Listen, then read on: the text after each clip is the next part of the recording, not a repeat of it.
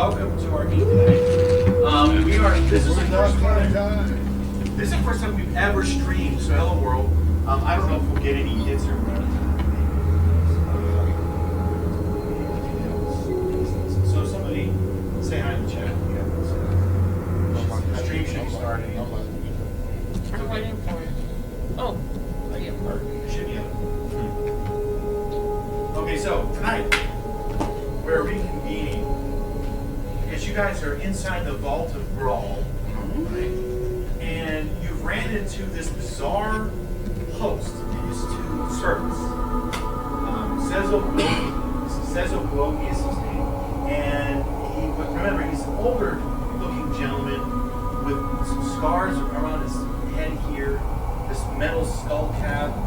You know, one of his eyes is like gray and milky white. He kind of wanders a little bit. The other one looks kind of normal. And then one of his hands is kind of deformed, like this. It looks like it's crippled or damaged or something. And his other hand looks relatively normal. And he has this like, he wears this like scarf around his neck. And it looks like the scarf is bulky. What's bulky is his neck though. His neck is like bullfrog bulky. It looks kind of gross. You know? And he just says that his time here in the astral plane in this weird pocket dimension of the astral plane has been really hard. You guys had a meal with him, right? Very well cooked. Yes, meat or something. You know, it wasn't human if that's what you're thinking. I mean, he actually made a joke about that. She didn't think it was that funny. He was shocked that you guys had much of a sense of humor. He almost died last time. It seemed like. So he had two servants with him, right? One he called Bral, and the other one he called Susie or Suzette or something. And they basically served as kind of a butler and a maid, so to speak. You came through this dungeon place. It was crazy how, like, you went from this very bizarre encounter with this face-splitting, soul-sucking, undead, interdimensional thingy that almost wiped you out.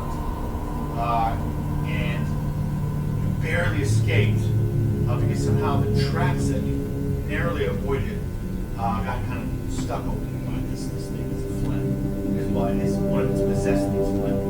And you chased down the thing, went the other direction, went to another teleporter, the other one, right? The blue one first, and the red one next, or vice versa. And you ended up in this hallway where the rocks and everything along the side were like decorative, and the floor like started to have like wooden paneling. You felt like you were walking up to somebody's porch or something. And then when you entered the hallway over here, this hallway here, you guys were like looking at this door. It was a door, like somebody's house or something. And you're like, what is going on? You were greeted at the door by the butler as kind of guy. He let you in, welcomed you, and said something about we weren't expecting a guest. The guy you noticed was kind of mechanical in the way he spoke to you. You guys were ready to, like, I think it was you to go out with. One of you guys, I think it was the one. He had like his gun out. Yeah. You know, he's got this clockwork, steampunk flavored automatic. He has rifles. He's, this 400-pound kid with a big gun pointed at you. And it was like when you looked in, remember you saw this incredible, like, looked like an inn almost, like a living room or something. There's this hearth over here. And a little fire crackling. You're like, wait, I'm in the middle of a dungeon and there's a little fire going on, right? And there's like these red carpets on the ground that are really posh and well woven, like probably wool or something. And then there's these reddish leather couches and chairs, like a matching set. And this low table, and there's like, fruit or some other kind of thing there. It was rotten, but it was there. Right? And to your right, if you recall, there were like 6 or 7 dissected corpses like sitting at the table. And I was like, one of them is like, they're sitting on the side, you tell them they're right there, right? They've been sitting there, they're desiccated, they're sitting there with nose out. And one of them was leaned over in the front, and its arms, right, and its face were like all like flayed, and all that was like left was the bones. It was grisly. Like it looked like they got dissected. And you're like, oh my gosh, you know. And here's this guy saying, oh, excuse me, we weren't expecting guests. Let me set the table. Like nothing's like he's like, you know, Stepford Wives out at lunch or something. And they put a curtain between here and there. This last adventure, right? Curtain between here and there, right? And you hear him hustle and bustle and rustling, and you know, they basically clear the corpses of the table, right? When you guys explored in here, this door was opened up, and you saw in here there was a woman who was working and setting up a cart, putting food on it, and you noticed the slimy, gloomy, like slug-like things. And what you think that you're sleeping, you couldn't quite tell what it was. And she was obviously there's a open wood stove with coal fire here, if you think it's magical, and a magical sink, obviously, that has fresh, clean water in it, right? This is all rocks and dishes and things. This is what happened last time you were here. Now, you guys had a dinner with the host, and as I mentioned earlier, he's with the big neck, messed up arm, and weird, lazy guy, and he sat in the middle, right? And the place was spick and span. The dust was gone. There even was fresh appetizers here, right? And they're actually, you've seen prawns with carrots, right? But the barbarian kept eating. You know, that's what he does. Giant, quite literally giant eating thing. And you folks sit down with the giant and the hippo, the gift, on either side, and you guys have a meal. And he pleads with you during that meal. Can we make a deal? I have been in prison here for a long time. He's like, look, it has to be good for you, kind of voice, just to speak. He says, I want to get out of here. He says, I can make a wish that will help the people of Bral that are in peril and free them. I have a means to do so. I know this area, I know the traps. I've been the curator of this place for millennia, and I can help you get to the room, because it's well guarded, with the Effreti. And he says there's a final battle there that I can't help you. It's part of my obligation. I'm the curator. I can't destroy the things in this place. It's part of my obligation. You know? And you guys talked through and decided to let him make the wish on the condition that he would disarm all the traps and lead you to the room with the Effreti in it. Right? And that's where we ended our last session. Right? Anybody got any questions about where we're at so far? Okay. Now, I asked you what areas of his dwellings that you wanted to see. Okay. Cezo tells his servants, right? Dulgar, right? And Sally, but he tells the servants that you already left home. And you see him tell them they're my guests. They're left home. Right? And he instructs you guys, wait here. And he means in this room. While I go and disarm the traps and set a way to the final room. And so, he leaves, he goes to leave, right? And Pippin, right, as Cezo was about to leave, what do you say to him?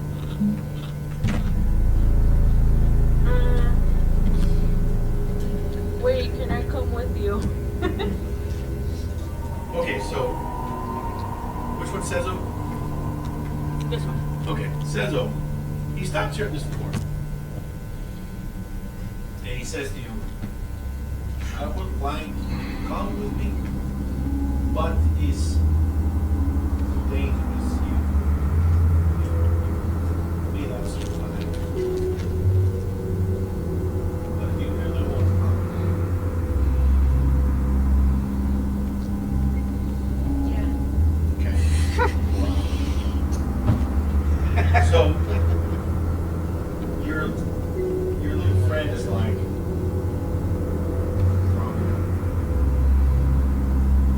you can tell that you're familiar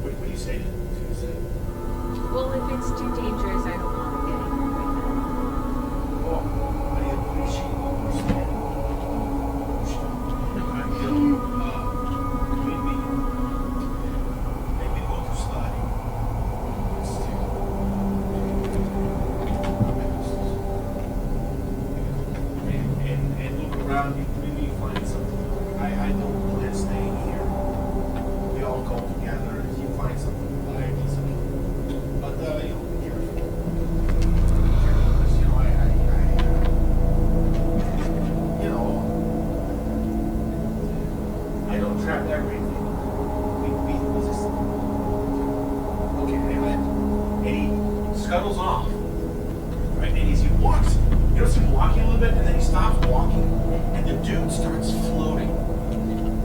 Like you see, like he's somebody, he like crosses his back, he like stands up, and he starts floating. And then you hear a door open and close, and then you hear an explosion.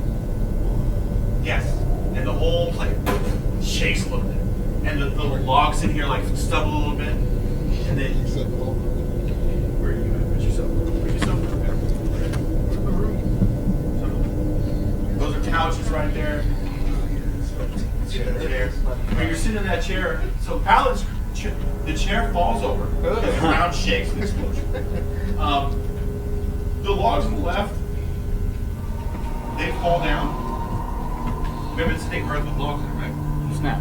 And they fall down onto the ground, and you see, like, mage hands, they're visible because they're touching the logs.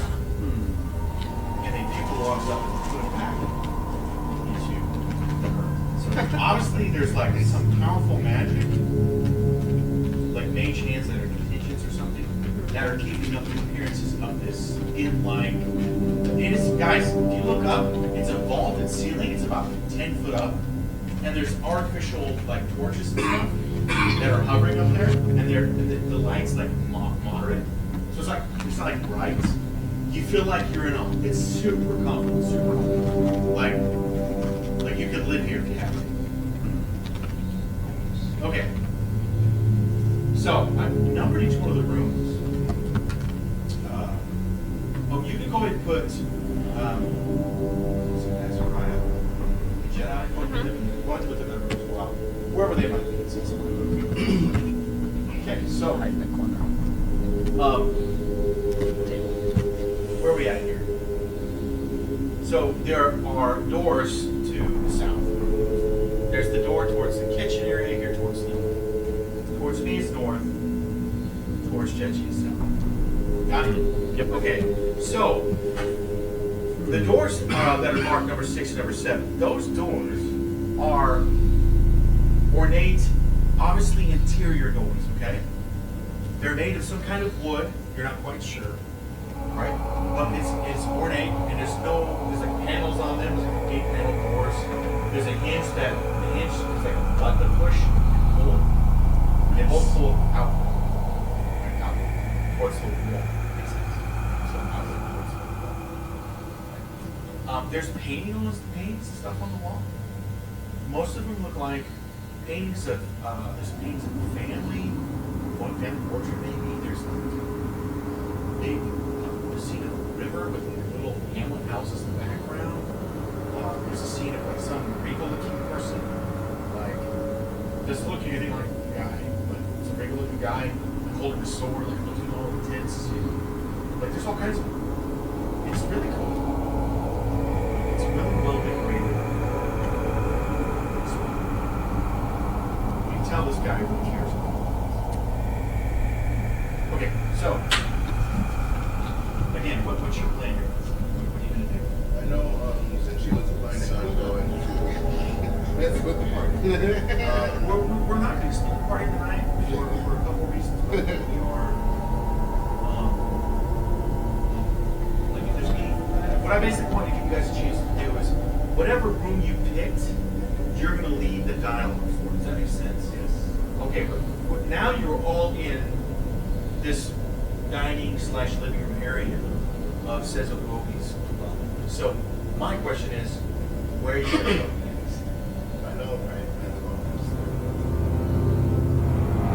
He didn't tell you where to study, but you got to kind of figure that out. So just kind of. By the way, you hear another explosion, and then you think you hear somebody shout or scream or something. Nice. Yeah, like a well-known scream. Very good. Yeah, perfect. Right. Awesome. You know the place is still cranking meters and trends, right? Yep. And he's just setting them all off one after the other. That's awesome. Love that. You might have been a volunteer to help him set something wrong. No, glad I'm not there. So, if the DM will allow it, I would like to try talking to these servant people. My best skill is definitely with people. So I'm going to try talking to these people. And I've Basically, I'm trying to figure out if this guy is trustworthy. The two servants Yes. are nowhere around. Ah, They so they're both gone. went up to guess to their quarters. Got it. Not so much for that. The female one went to her quarters, and she's very confused because she's not sure what her master is. She's going to be here forever, not her master. So she's in her quarters, sitting there like a robot. What am I going to do when he's gone? She's confused. The other one is the one screaming. But it's amazing what a ring of regeneration can do for someone. I don't know. Ah. So he's evil. Just Gotta find out though. throwing them on the trap, setting them up. They mutilate him and kill him, and then he puts the ring of regeneration, brings him back, and then he feeds him a couple of healing potions. So he's And if you could watch this from afar, you can see that the servant literally is totally willing to throw himself in harm's way. Says it without question. Like, not even like a thought, like a second thought. That could have been you. That would have been a cool experience. But you rolled high enough. Well, the DM rolled high enough for you, so that didn't happen. So, moving right along, where are we going to go with? Can I, investigate to see where this are needed? So I know. Just tell me where you're going to go. Well, I was going to Going to door 6. Or not, yeah, good. Door 6. Sorry. So move your character over there. Okay. You open up to What is behind? door number 6. the door is open. Oh, great. So you pull it open. A little Like bit. you're like if you think it's pull it open. And you look into it and you see a bedroom. And in this bedroom, now I'm drawing it kind of smaller than it is. There is, yeah, it's not to scale. There's a beautiful set of bookcases here, right? There's a desk, right? Again, this is not to scale. There's a desk. There's a canopy bed, right? There's a woman sitting on the bed looking bewildered. Oh, orders. Oh no. There's another bookshelf. There's what looks like a bar of some kind with drinks and whatever on it. There's a little pot of like flowers or something, right? There's a carpet in the middle, and then over here there's a window. And you look out the window, and it looks like you're looking at a scene of a river going by with a hedge, and it looks like you're looking out of it. If you didn't know that you were in an interdimensional dungeon on a floating asteroid in wild space, in the in between of astral space, you would not know. It looks like you're in a house, and the woman is sitting there. She's an astral elf, so she has long ears. She's got chalky white skin, bright blue eyes, curly foppish hair that's pretty long, but it's kept well. Her nails are long, but it's kept. She's wearing a simple maid-looking outfit. Reckon it's like that sort of style. There is an apron folded up next to her, and she's just sitting there, her hands folded like this. And when you walk in, she looks at you and looks away. She doesn't say anything. Okay. I was just gonna be like, oh, I'm so sorry to intrude. Do you mind if I look around? She just stares off. Right? She looks at you thought at first that she's looking at you, right? Where's your character? By the door. She's looking at you first.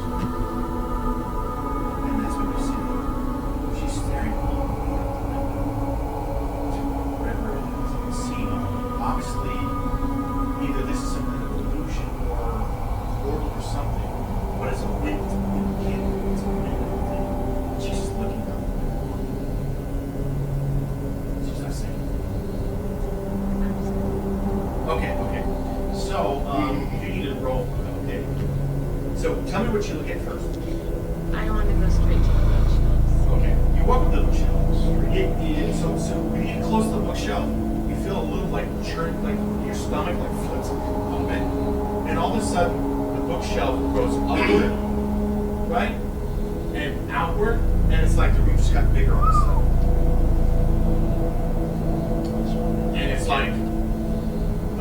goes on for what you think at least 100 feet.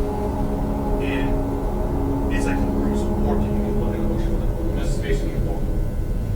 There's a bookshelf to your right, but now it's blurred out a little bit as if this bookshelf is how it's opened up and it's warping that. So you can it's at least 100 feet of books. Can I reach out and touch? Oh, Are they totally. real? Yeah. So you grab one. Okay.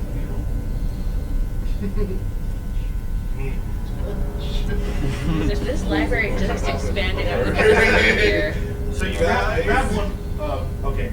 So you grab a book and Random book. Click. you open the book, and the book says in an archaic form of elf sharing elf, right? Yeah. Okay. It's an old form of elf. So you recognize those elvish, and it says the life and times of Sorcia, sorceress of Vader. And you're looking at it. This is so nice. You open it up. Yeah. Okay, you open it up, and you feel something unusual in the book. You feel like this book, although you see words, it's written in Elvish, beautiful Elvish script, right? There's an introduction, right? And the book feels like you're able to see what you're reading in your mind's eye, very lucid, right? And what it is as you sit there and you read it, you feel your mind, there's a magic in this book. You feel like you're experiencing somebody's memories. But the introduction of the diary, you realize is written in a different hand. This hand is written in common, and it's very elegant as well. Very bold and statements. And you skim through it and you realize it's Cezo Buogi. It is saying that this book he's writing is dedicated to this figure. And as you read the introduction, I'm not going to go through all the details, you pull from the introduction that many of these books are stories of the lives of the people that are there. And there's probably, where you're standing is probably, that bookshelf's probably 100 victims alone. You're not sure that all of them are victims, but this whole shelf looks like the same style, same, and make a perception check, DC 15. Oh, okay, well, I passed. 18? You realize, okay, you fold the book back, and you're certain the cover is made like humans or elves.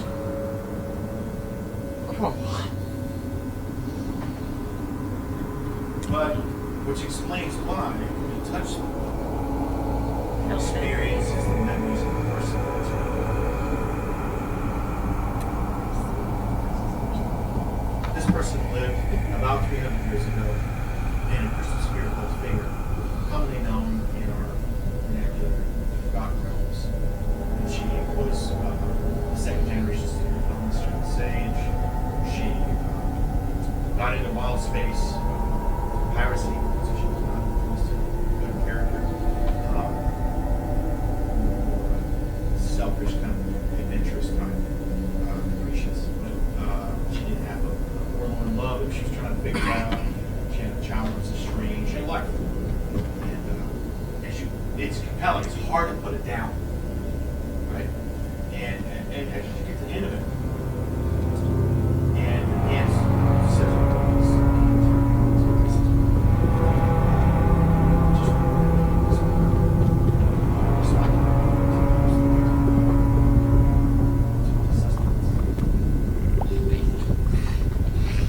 close the book.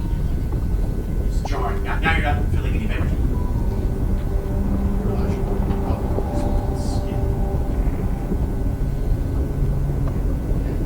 Now that's the book. There's at least 100 feet more bookshelves. Do you want to walk down and take a look at anything else? Yeah. So, I'm kind of standing watching around.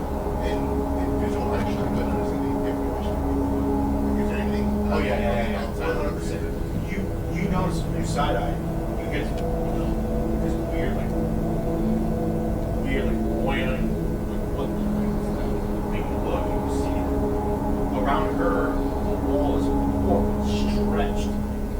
bookshelf to the right and distorted things. And as she's you see her picking up a read, and you see that this light, this like yellowish light, glows as she touches it. It glows, and she's like shrouded in this yellowish glow. It's not super pronounced, but you can tell she's glowing a little bit there. So you need to look. And the book that you pulled off, you can see that there's sketches and dates and stuff. Their binding work is flawless. You can tell like these are really nice books. Like they look super cool. Whoever this collection is like, wow.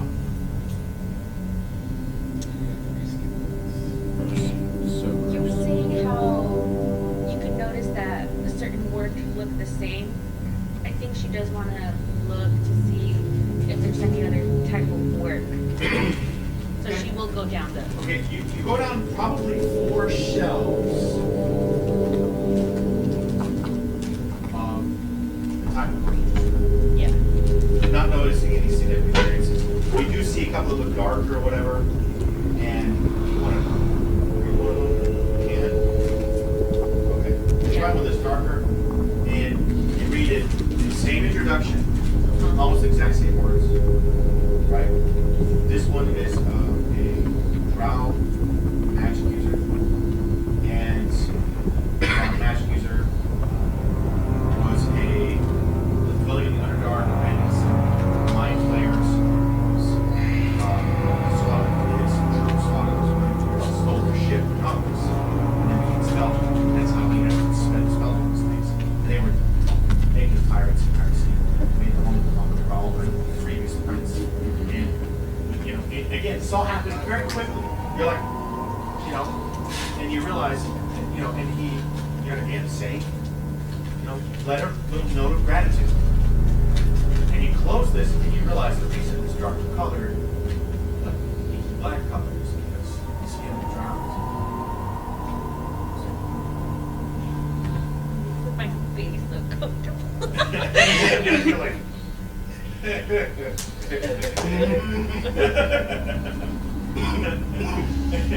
So it's relatively all the same. well, there are other ones, as you see, the ones that are green tinted in your regular. So they're, Okay. it's from their skin, so that's the variation from cover to leather. Now you get to the third, fourth shelf. Now you're halfway through 4 huge shelves of diaries. You can have, and now the books all look like they're bound with leather, black leather. They look like leather. And they're etching in volume 1 and 2, and then there's some writing underneath you've never seen before. It looks like this. So like if this is the back of a book, right? And there's like, you know, volume 1, right? And then there's like this weird baby stuff. Like that. So you can make this check DC 10.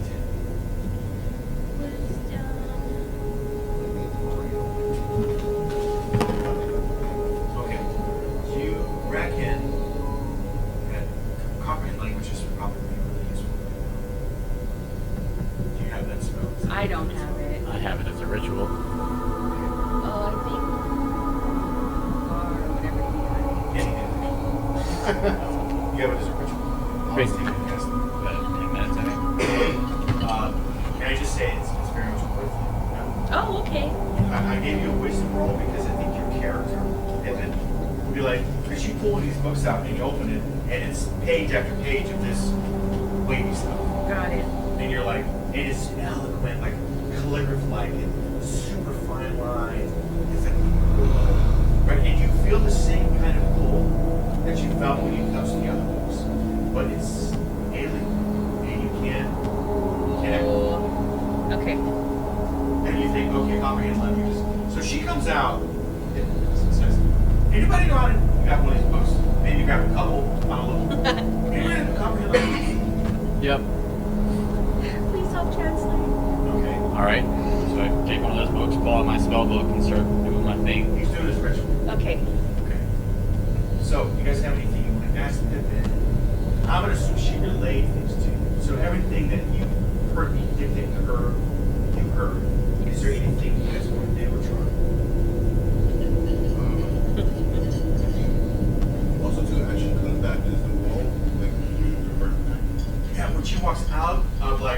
basically 3 or 4 feet from the shelf. And also you sound and you see it snaps back, and it looks like the first motion. Like that nothing changes. So when it expands, it's like it's always been there, and it's one part thing. And then there's an intersection. So it's at first. Learning. Yeah. Disturbing. But tell them about the Everything. diaries. I assume that you guys asked me Yeah. what you learned or not. So anything I said her, your character's heard. So you can ask questions based on what she's heard. But I've already orated for you. Were all of them?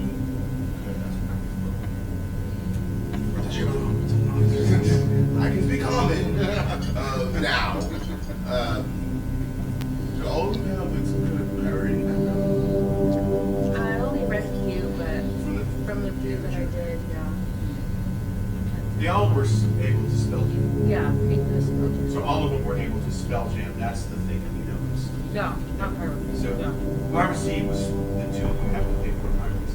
The sorceress from there and the drowsy girl. I guess what I'm wondering is, do they all seem to have inferior?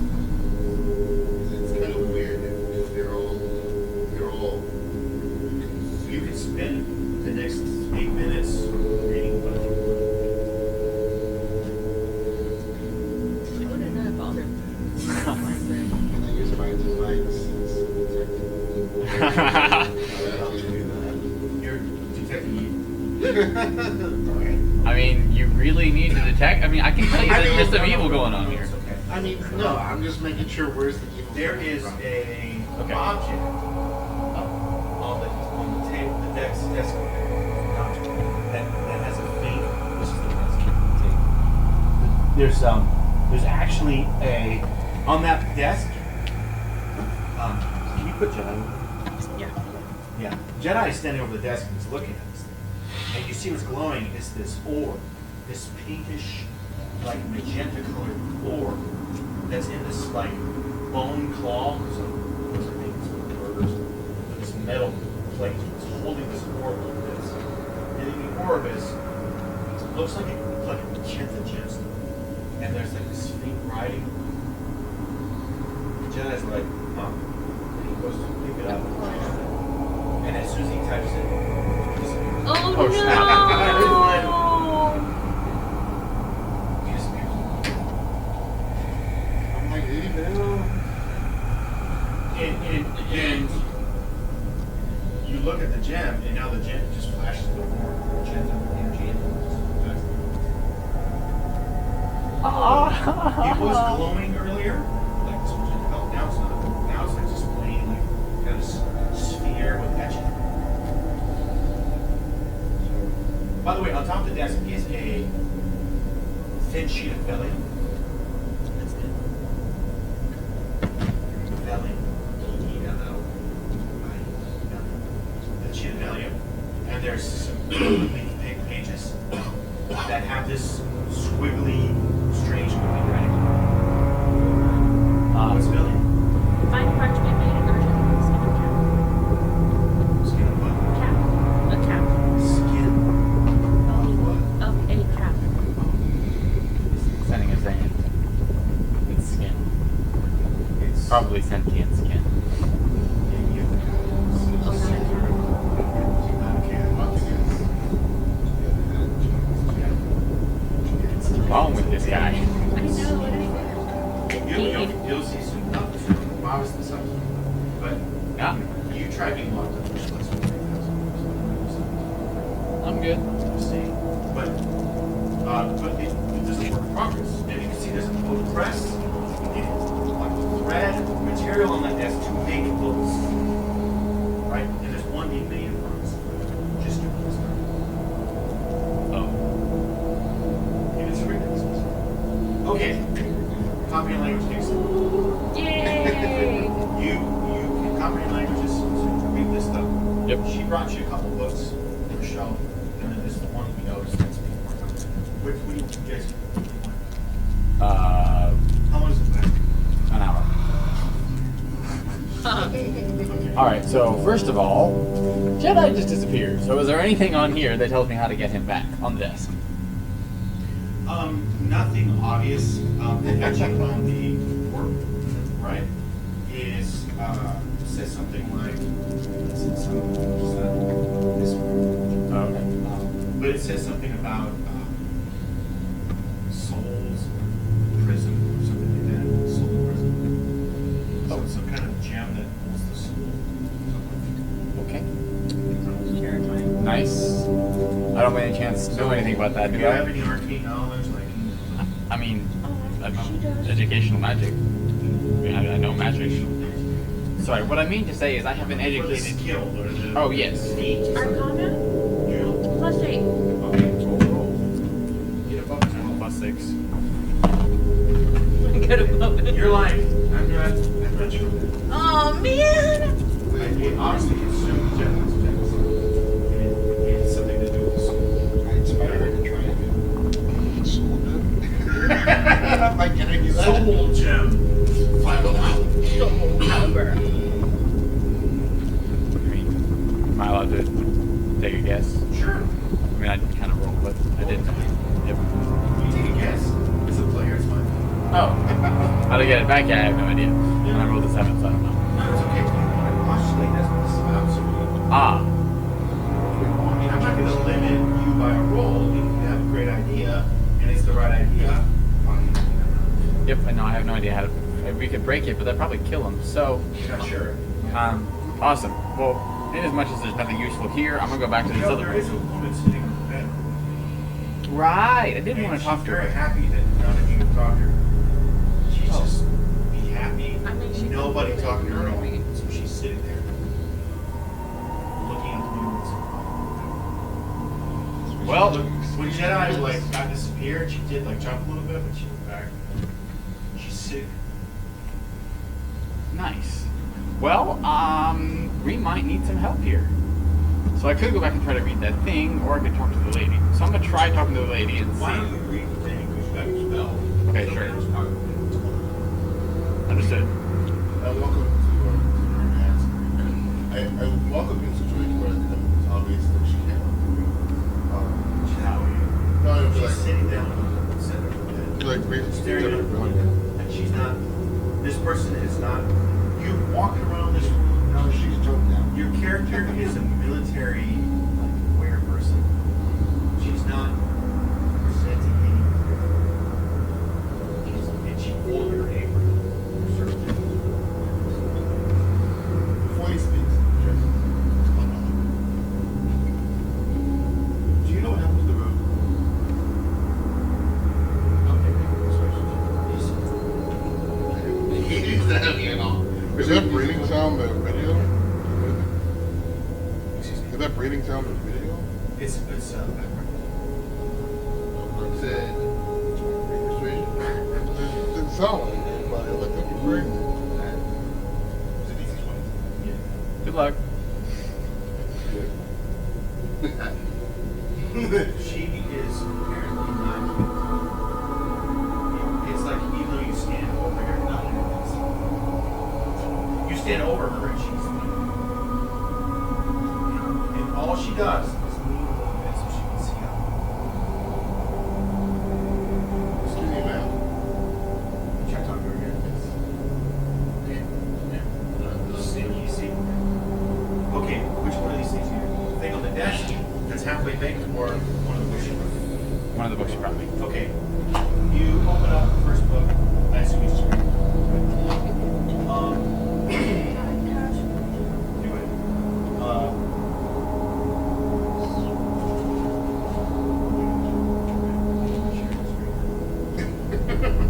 Okay, so you read the first thing.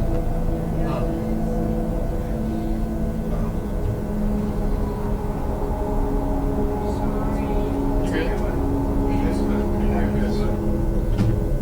Read your house. So you read the it's a scientific kind of thing, research thing. And she's talking about the hypothesis of, first of all, it's hard to explain how this brain works. Okay. This writing, Aoth writing, is the copyright language is, you understand, it's not just talking to you words. Each line represents a series of ideas, and each curvature defines each one of the ideas. So although you're reading a page, it's probably 50 pages in terms of what we're writing in words, because it's layered. Yeah, it's that Effreti-ish thing you mentioned. It's like layered. And so and you're getting ideas as you read. It's almost hard for you. It's almost like a headache because it's so dense. Got it. Here's what you get. You deduce that he was the original mind flayer researcher who hypothesized the dead gods floating in the dimensional plane and actually harvested the raw wild magic power. So you get his treatise on harvesting the flesh of dead gods, mining it. There's an intense description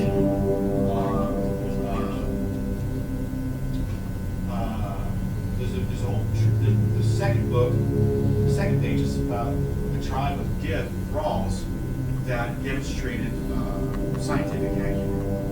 And this researcher who wrote this book that you're reading, Yep. employed them to build a city, 2 cities in fact, on this ancient dead god magical plane. They harvested blackstone, they harvested heartstone, they harvested different kinds of magic. And they get veins, raw magical power. Nice.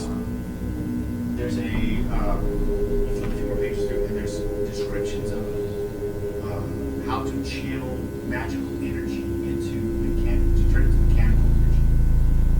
There is an explanation of something called a computational device, a computer, and how to use the stratus of etchings on the dead god flesh plates, and how to use that to imbue a golem with sentience, so that you have something with sentient, not just manipulation, or have a spirit locked into it. So there's like recipes on how to, basically theories on how to create machines. This guy's a genius. You realize that there's a few, the second book had a few personal notes, right? One of them was like in the margin, it was in the margin, and it was written in common. And it says, something about how the hive mind no longer sees potential in this technology. And is and there's like a circle, there's a thing like highlighted. And then when you read through it, the introduction is mining research continued for hundreds of years. My partner Aeon began to focus their research on manipulation of time, space, and matter, in particular time and space. Planar travel was made precipitated by Blackstone teleportation. He walks through like it's hard to understand because it's in thaumaturgy and alchemy terms, but you have a little bit of magical background. This is like wow. And you also deduce that there was some technology that was developed, and magical tech that was used to reduce and enlarge without using strict magic terms, affecting the particles and stuff. And he didn't say we would call atoms or quarks. We didn't say that. He said particles, foundations. So he's like mad and raving about stuff. Now it's ranting on theories and stuff that are just like, this is what you get to deduce from reading. And when you read it, because of the nature of these books, and how they are written, and how they're doing magic, it's like putting your mouth on fire. It's just like forced. It's almost hard to put it in. It like forces itself. So that's exactly what I do Yeah. before it drives me crazy. You're right. Whoa. They're okay. That's too much. And I'm going to say you read through both of those two. That's in the framework. The next shelf or two of books, similar books, if you were to look through them, just a time here, you you would find that they have to do with specific specifications. Sure. Like how to make a Scavo Mark 6 and all the parts and diagrams and how to like create stuff with this tech. Seeing that one, I just kind of, I mean, I like to steal things. That one wasn't very about him. Trying it. Really? It was not written in this weird way. The picture we have covered in languages. Yeah. Yeah. That the AOS is not AOS text. That one happens to be written in the ancient Kid tongue, which is long ago. Got it. That's so they're thralls. Okay. Oh, that's good to know. I'll keep that in mind for later. All right. Is there anything since you would know about, I guess, surgery grace or the surveyor?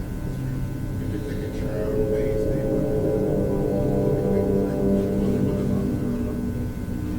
You have any history of you have history of skill. Okay. In this DC 20 roll, you might maybe heard this. DC on this 20 is wisdom. Right now. I got it 20. Are you kidding? History was 19. She's acting like somebody who's been charmed at a level you've never seen.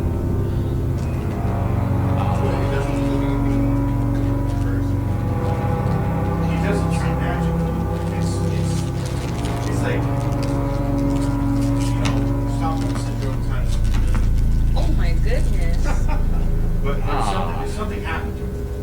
She's not acting like a normal thing.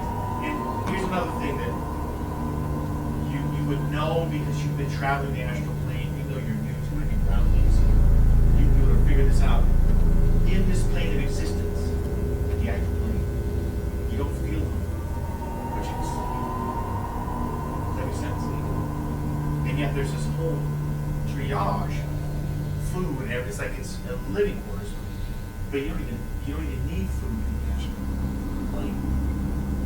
You know, it's another thing. What is this and that? So you know that something's probably been, maybe she's been conditioned over many, many years. You know, Well, you said it's like a high level. maybe. I'm probably Maybe. something that my character would probably think, Yeah. how on earth this person is so, like she's capitalized right now. So if it's, She was told to let you do your thing and then you go home. So she isn't interacting with you, she's sitting. But she knows, you can tell she looks for more, because she knows that what her master is doing is prepared to leave. is there, And that's why she's sitting, looking out, longingly out the window. That's obviously had an illusion or something. There's probably some shred of goldfish you can't get to or something. What is this? I'm sorry. Can't go over the sea.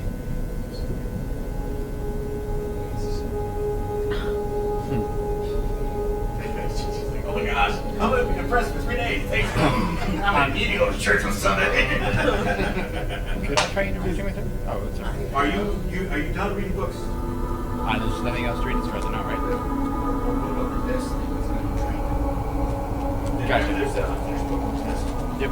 All right. I'll take a look. I'll see if there's anything in there. You sure? It's fresh human skin. You okay with that? My dude is currently trapped in a rock. I'm okay with pretty much anything at this point. I'll let you do it this time. I'm done pitching skin. Do you go to the introduction? It's not now. Yes. It's Sure. and it's written in this strange script. And it says the last words as curator of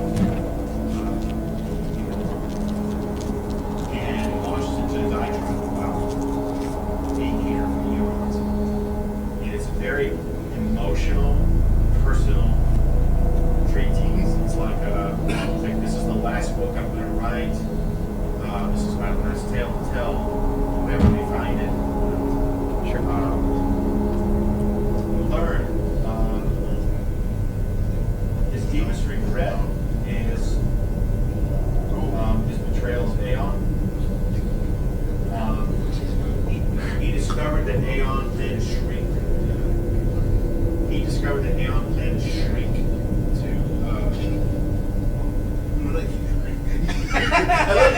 you don't. No, you don't. Well, you don't need to get this here to exposition. You want, you can have a side conversation.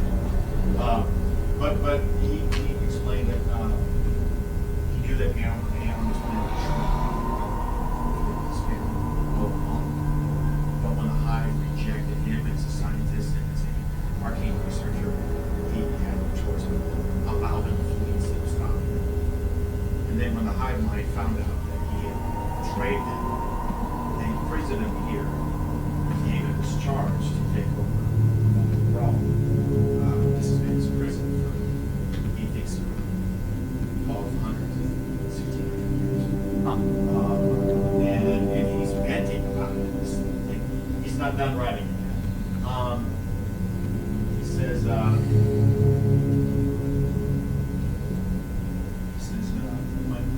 one of the things that you catch that is so ripping with this guy, he says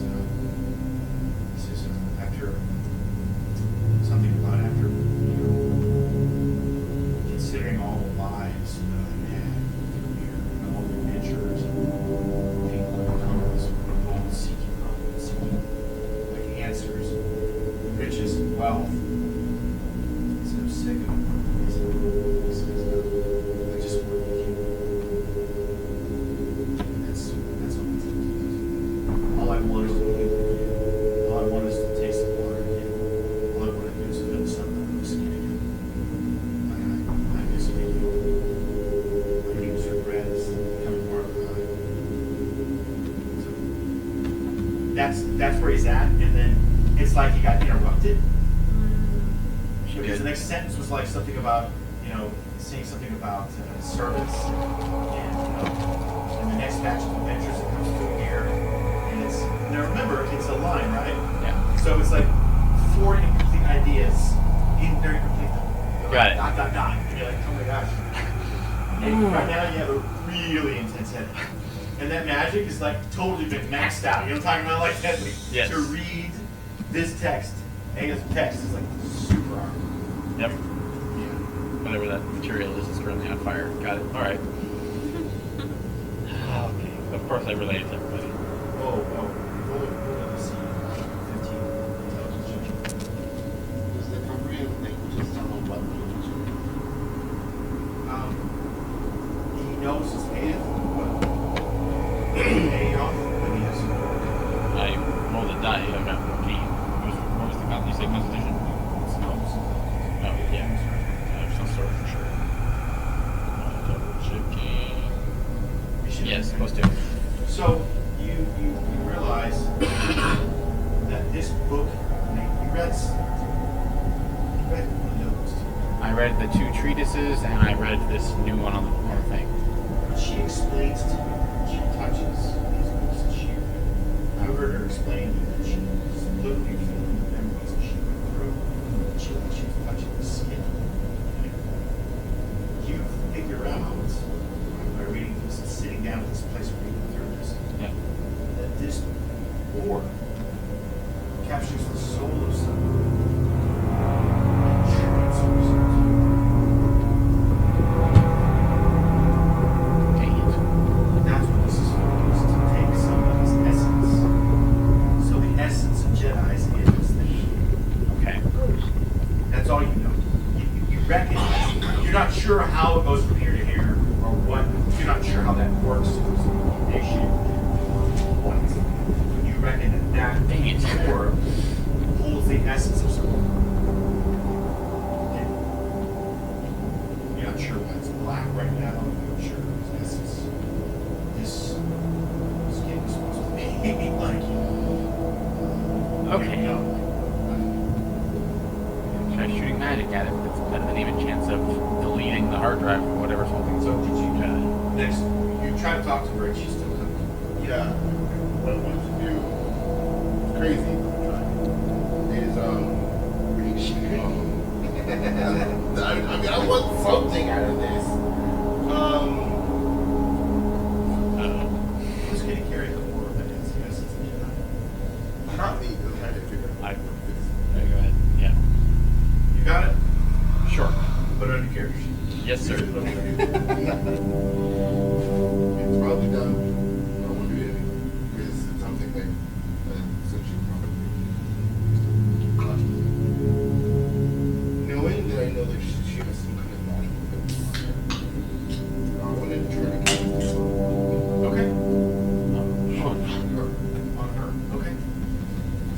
does something. So the way to determine how strong magic is the way to spell magic works is your power level is basically pitted against what casts the spell. That's how they work.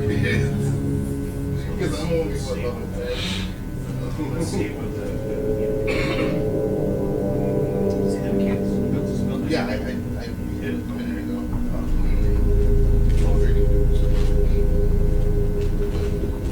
Choose one creature, object, or magical effect with a spell, play level or lower on the target hit. Free spell 1 level or higher on the target. Make an ability check using the spell. Oh, okay. DC equals 10 plus the spell's level. When successful checks, the spell moves. So it's a powerful spell. You can probably use it as a D6 here. 15. So then I would just roll a d20 and add my spell points.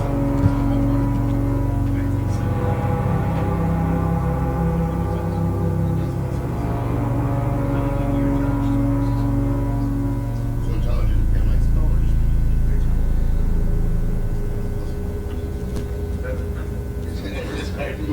it's better than that, right? I'm pretty sure this is the 5th level spell.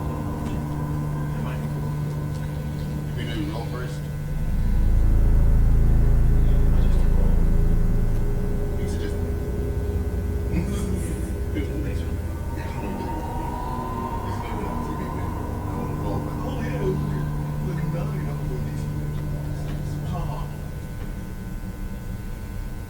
So now Jedi's stepping the ball. We'll see, bro. If this works, I'll roll. We'll see.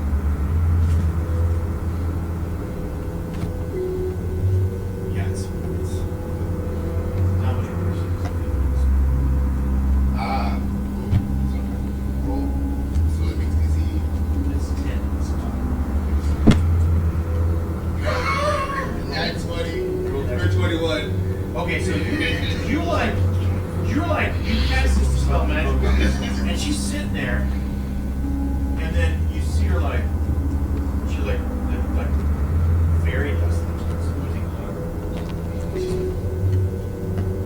She grabs some ash. She starts. She goes to the window, and she's like, pushes past you, goes to the window, and she's like, I want to go home! And she starts yelling, she's going. She puts her head against the wall, and she starts just barely holding it together. She's Sally-ish. I want to go home. Sally. To the clear. She's so early morning. She's not in a state to converse right now. It's easy morning here. Oh. And she's like crumpled, almost like, and then she rolls over the field.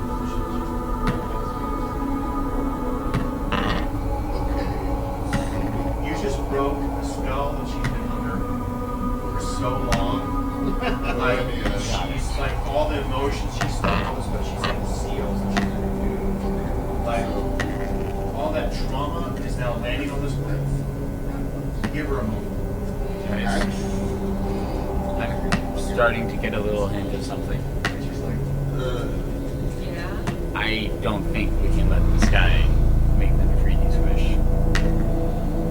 I'm sure Mr. Paladin has some things to say about that, but I'm hoping that Mr. Paladin recognizes that this guy literally made 3,000 books out of people's skin. And that there might be some exceptions to the whole keeping your word rule in this particular instance. On the flip side, he's a freaking superpowered psychic with 3,000 years of magical training, so I don't think we can just hit him. His diary also says that he is a extremely smart, that's a scientific term. Alright. He wanted to be oh yes, What do you want? he wants to be human again. So he, Think about that. That's leverage, guys. That's leverage. People want something. You should know this, right? So corrupt Christians got it. want something, right? You're vulnerable. So So give that some thought before you we ride down the train of got it. mind reading. Exactly. The chance of tricking him. Plan and try to deceive it. Exactly. There's almost no hope. Thank you. First stream. Everybody dies! Yeah! That's really not where we're going to go. We can't beat it. Okay, so trying to console this woman that's from the fake kind of thing. You have that spell? You have it on your... Are you serious? A cantrip? What is that? Are you kidding? This is not a cantrip. You have it memorized? Yes. How? What? I have it right here. How on? You have that spell on your character memorized? Yeah. He wanted to use it. He got it. Okay, I don't know how to digest that. Because that's so random that you actually have. Now, I'm going to trust that you, because you're Christian guys, so I'm going to trust that you're telling the truth. Okay, yes, call emotions. What is this? Somatic? It's. Describe the spell to us. I will. I will. Okay. Better like a rabbit. What's it say? Read it. You gotta hear this. Okay, so it says here. Actually, I do want to be honest. This is considered a long mission. You guys already had a long rest. No? You're out of spell slots. Is it a short rest? Right, it's also Well, maybe you just try calming her down. I'll do that. The old-fashioned way. I'll do that, yeah. I'll do that instead. You're the Mona Claire guy, right? Yeah. I'll try to calm her down. He's a Mona Claire. Mona Claire. And he Claire's like sweet, like dessert. Oh, jeez. He's such a sweet guy. Maybe, what's your charisma? Like 4? No, not very high. My charisma's high. But don't worry, I'm playing But like you're it. And you look like a fire-breathing big Yeah, lizard. like charisma. Honestly, man, the whole charisma thing doesn't work until you like talk to them. Because at first glance, you are terrifying. You still don't like it. I mean, Like, can you imagine this thing? the only other woman in the room. It's gonna be fine. That is terrifying. My voice is very heroic. Like, Dude, you're trying. Give me a break. I'm a My dragon voice is man. very white American. I sound like Captain America. Oh, you told me you're a dragon. That's what you know. I can't be your paladin. Dude, you tell me your voice. I sound like I can do radio. Give me a break, dude. I love it. Give me a break. Okay. So So what I'll do try you to do? call her. What do you do? Comes up like this, right? She look out the window, she touches the window, and you know what? You know, the window like blinks a little bit, so it's obviously sort of like illusion. She turns around and she looks. Are there any Like, her eyes are bloodshot red, and she's like sniffling right where knows what's going on. She once in a while she'll like sob and get it. Are there any invisible people out there? You heard that she touched it. No, yeah, I know. I'm saying she's been looking at it. Are there any powers that It's a break the wall with illusion, flashing. No, I understand. I'm saying in the illusion, are there any powers in the illusion? You can't druid craft an illusion. It looks like a real I'm place. saying basically, Oh, you just want to make a flower. one big basically. flower that looks like one of the flowers in the illusion. Okay. And I want to present it to her. Okay. Nice. I'll give you a bonus. Instead of a DC 20, it's 15. Wow, that's a serious Wow, it's a bonus. nice thought. It's a nice It is. gesture. I'm trying it, guys. I'm trying. Persuasion. You guys see what's going on. Come on! A one. I rolled a 3 plus cuff. She pushed your head. Leave me alone. She says. I'm trying. Get Let's keep her. Anybody else want to talk to the distraught? Who's melted down by this false window? It's gonna be okay. Seriously, do that? No. No, I'm not joking. You are good with people. Just because you sound like an alligator What is in wrong the with you? saltwater You're not doesn't mean Italian. you're not good with people. So tell me what you do. I am Groot, basically. Groot is awesome. Yeah. Everyone loves Brew. He does. Yeah. So be Groot. What do you do?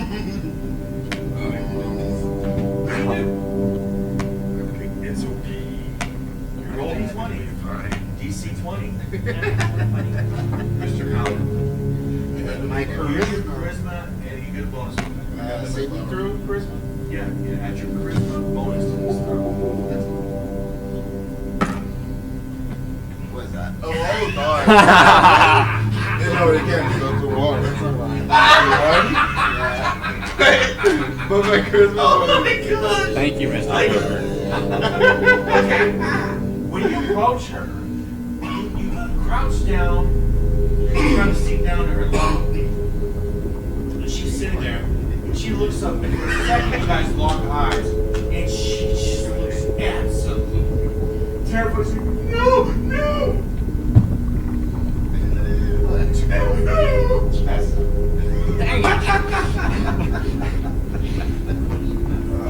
She's so terrified that you're going to eat her. It's okay. She's passed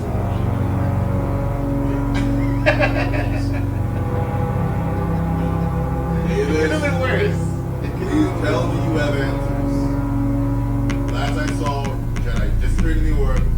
Don't know how to get him out. Do you have any answers? Start with me. I really only see one chance here. There is no power anywhere near equivalent. What was his name? Sisu. Cezo Buogi. Cezo. Cezo. Cezo. Very good. Cezo Buogi. Say it with me. Cezo Buogi. Cezo Buogi. Very good. Yes, that's my So name. there is no anything in this How did area you get here? with the same power level as Mr. B over here. Oh, it's easy. It's easy. Like that? Great, thank you. Our only hope is going to be to persuade him, this guy who makes skin books, to essentially keep to his word. I have no doubt he can pull Jedi back out of this orb, but we've got to have him on our side. He says he just wants to be human again. That includes being accepted. That feeling of nostalgia, he wants to be liked. And you can't be liked when you're the dude who is harvesting skin books. You just got to convince him somehow that being nice is in his best interest. You know it doesn't make sense to me. You gave us free reign. This is a very, very good point. What were you going to say? You know, the giant is completely eaten everything on the table. Licked the bowl. Nice. He went to the. Azariah went to the table, and he was like taking plates clean, Uh-huh. right? And then he walks into the room, and he brought him in the room as a woman crying. He sees you, and he starts laughing when you like scared. The woman's scared, passes out. You know, and he says something like, you are kind of scared. And he comes in and he sits down at the chair at the desk and almost breaks it. He's like, the place is so small. He's like, where's Jedi? That's a real good question. Hey, where's Jedi? Where's the shooty pow pow guy? Where is he? Well, he's currently absorbed in this sphere. Give me that. Oh, heck no! Hey, give it back, give it back. Yep. He touches it, and you feel like where he touched it on top of it, you've been holding it on the bottom like this whole time. The second half of it, right? You have a little hand, jolly in your hand, right? So you didn't touch the top. So you grabbed it. But you still missed a teeth, right? So you pulled it up. And so he touched the top of it, went to pick it up. Boom. You see the thing, now it's even darker. Snap. And you're like, Now we maybe lost I two. should put this in something or something. I should do Got it. So I whip out one of my costume, which for some reason I have, and wrap it around this thing so that we don't trap anyone like the inside. volunteers. Was that? Like the volunteers. Yeah. Same thing, something like that. Oh, got it. Yes, Yes. like that. Okay. So you put that in a sack or something? What do you do with it? On my belt. I want it close to me. Oh, okay, yeah. Now it's about this big, so it's about So I'll find some way to tie it through. 3.5 inches thereabouts. It's gonna be awkward, but I It's want it on me. super smooth. It was magenta, then it kind of got a murky, like darker, and and now it's like tinted burgundy, and you can see two swirls of smoke inside. You realize it's probably your friends. Yeah. Anyway, yeah. If you want to transfer their essence to this flesh wound, Oh no. don't need this. No. The Ode of Jedi. I So- can draft it. We can mail it to the. I'm going to tell this to the DM. I do not say this aloud. I'm just thinking, as a last-ditch effort, this might be the one chance I have to take down. What's his name? CZ. Yeah, CZ. It's a terrible idea, but in a last-minute ditch effort, if that was came down to, just keeping that in mind. It's not a bad idea. So, what are you going to do about this trauma? You knock her out. She's unconscious right now. Your bard and your rogue, Yep. barbarian, I'm sorry.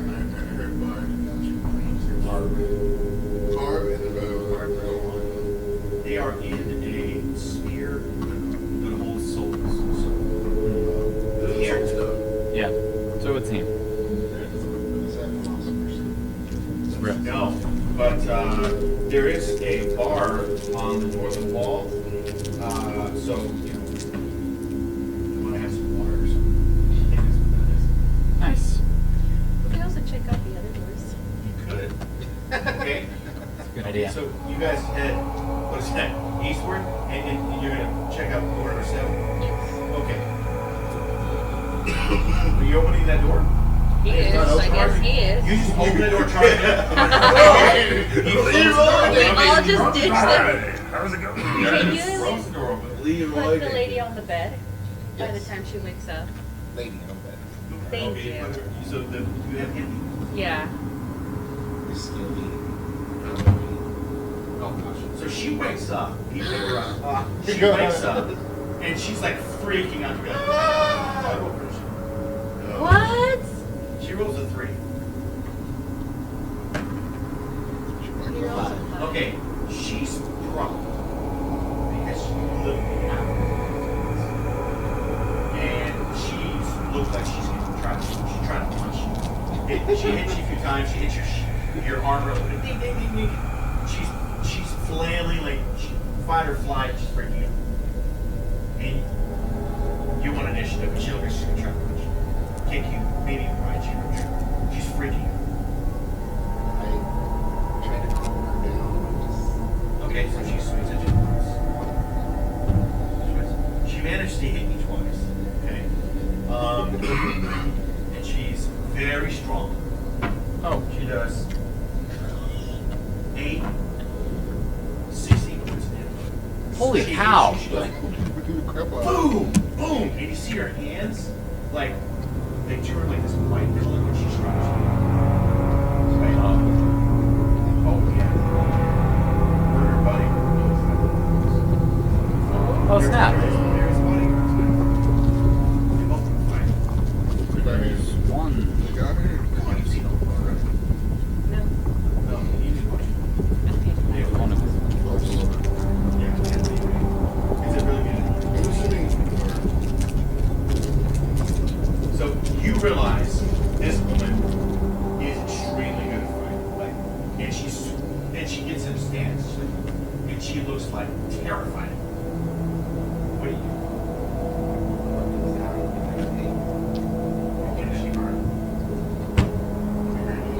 Oh, you guys see this happening? You guys hear?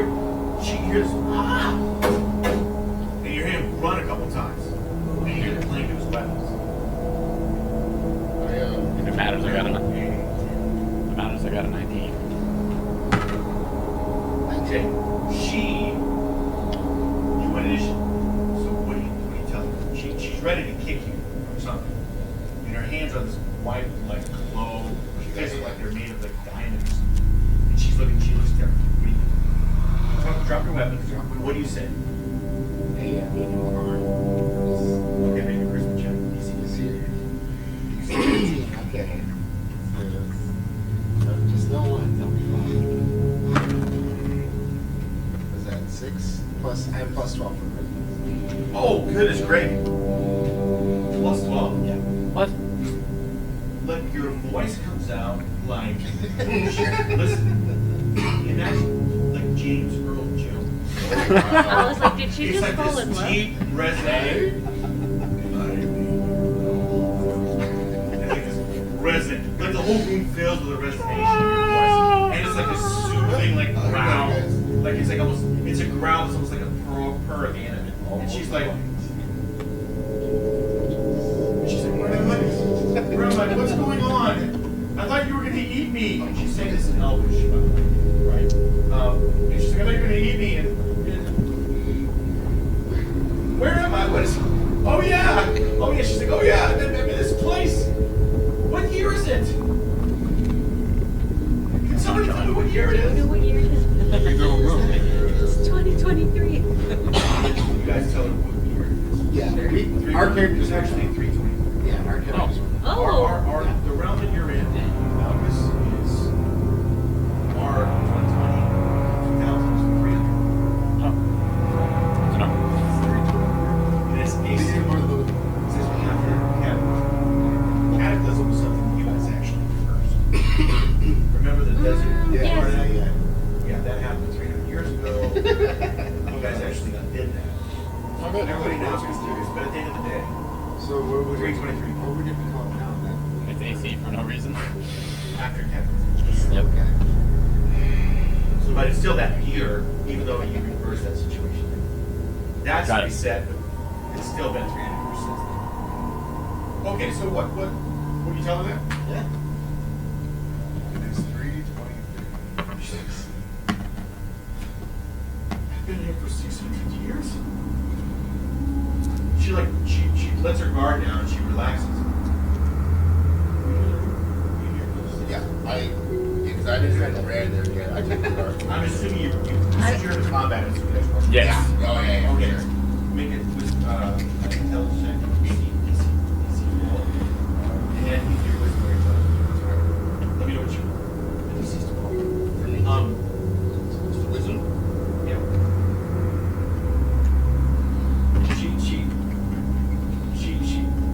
You when you turn around, you see her stance and her form, and you immediately recognize her as a skill. You see her key right behind her. Like she's like, now you just notice it's already happened. You saw it happen, and you saw him, and you heard his like, like James Earl Jones flavored like. Got it. I mean, Walmart and it's a growl that sounds like almost like a bird. She like chills, right? And she has to hear, and he's like, it's 323 AC. And she's like, we've been here for 600 years. And she's like, 600 years? There's a lot. Yeah. Well, yeah, of course. She's like looking around, you guys goes, I'm Kiara. And I want to get out of here. I have family back on a mountains that I want to make sure is still there. Not sure how much. So, okay. That's a long time. That's like a lot. That's like a decade or two for us. Oh. Not just that. All right. They live for about 3,000 years. Yeah, but since they spent a lot of time in the plane,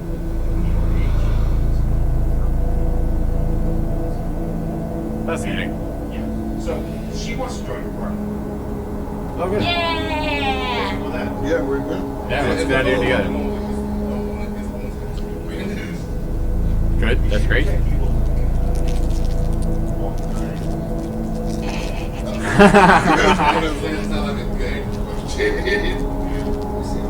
This is not here. What? Kiara's not. No.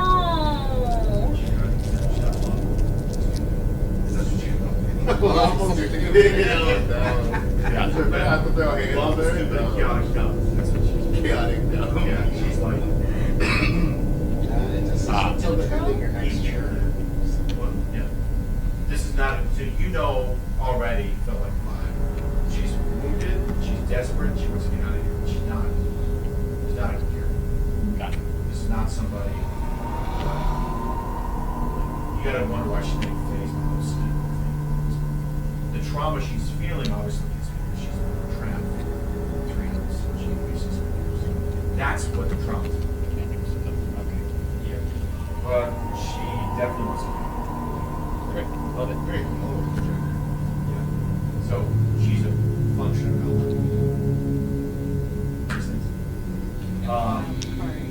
she's like, she explains that she's been a Bral for all this time, and that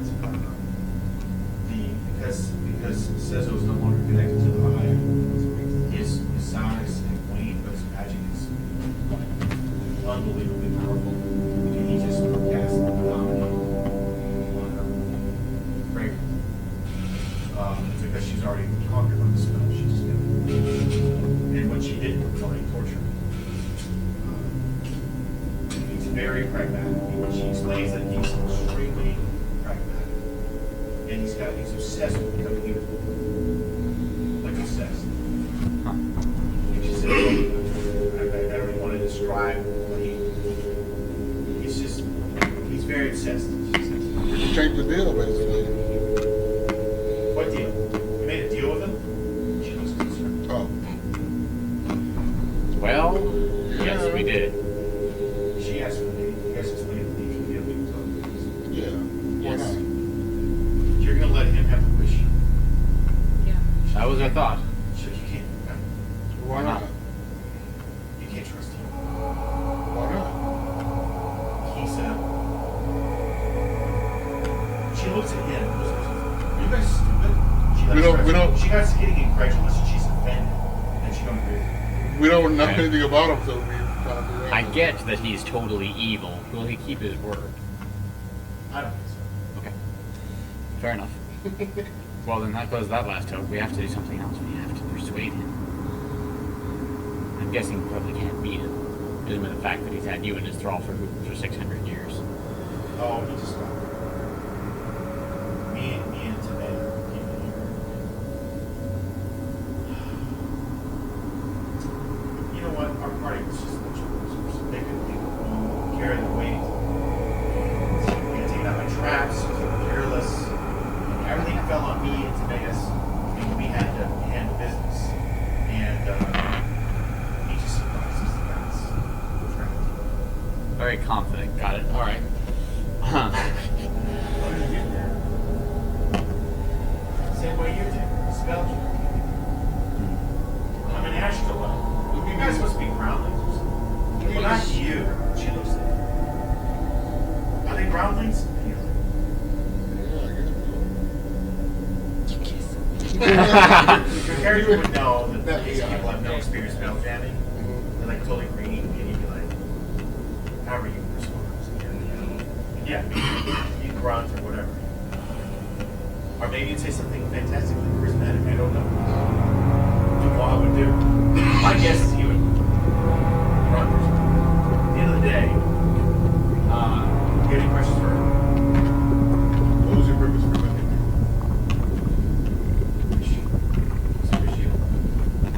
I mean, Effreti's wish is legendary power. What did you want to do with that? My own little rock. It's one of my goals. What's the matter to you? Let's get out of here. I kind of We'll tell him we can't. Tell him before we can't leave. We can't just. yeah. I'm like, yeah, let's do that. I just looked at her and I'm like, well, about there is a bit of an issue.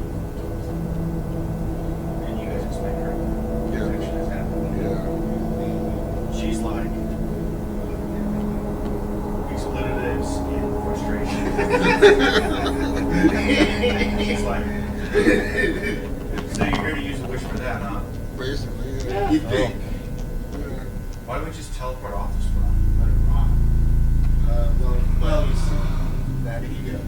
Some of us have moral backbones. She starts mumbling under her breath something about waffles. She sits back in the bag and pouts and rolls her eyes. We can teleport here. Did you tell her? I would love as well, so I don't really care. He's gonna get beat. Yeah, like we're gonna just watch it Can we happen. leave it? Like, are you gonna, you know? I wouldn't say that. I would stop him from saying it for her. Something like that. Yeah. Someone would have to stop, because he would say that. Someone would have to stop. What would you say? Like, well, if we just leave it, it's gonna affect the whole universe. No, I'm saying leave her and we go do it. Yeah, I'm optimist stuff. That's what I'm saying. You guys said, I can get with you. That's what you said. So that's what you're gonna do. Because you're nice people. Aren't you nice people? We're nice.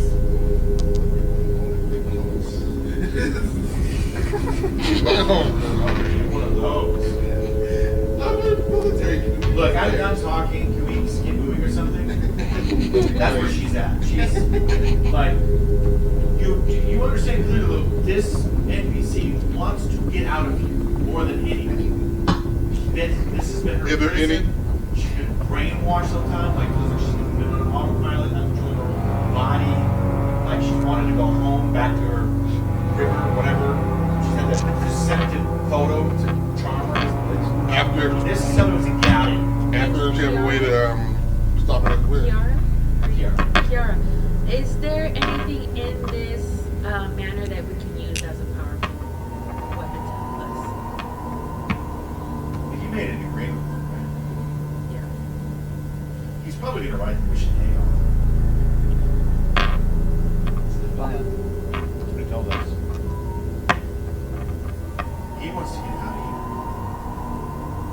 I don't know. Did he say that he's gonna allow your party I don't to be free? What did he say? How did he word it? She was how he worded it. I was supposed to be able to memorize it. I can tell you what. I don't remember the exact words. I remember what I heard. I don't remember what The it said. wishes was to trick the free. One was to destroy the fungus guys.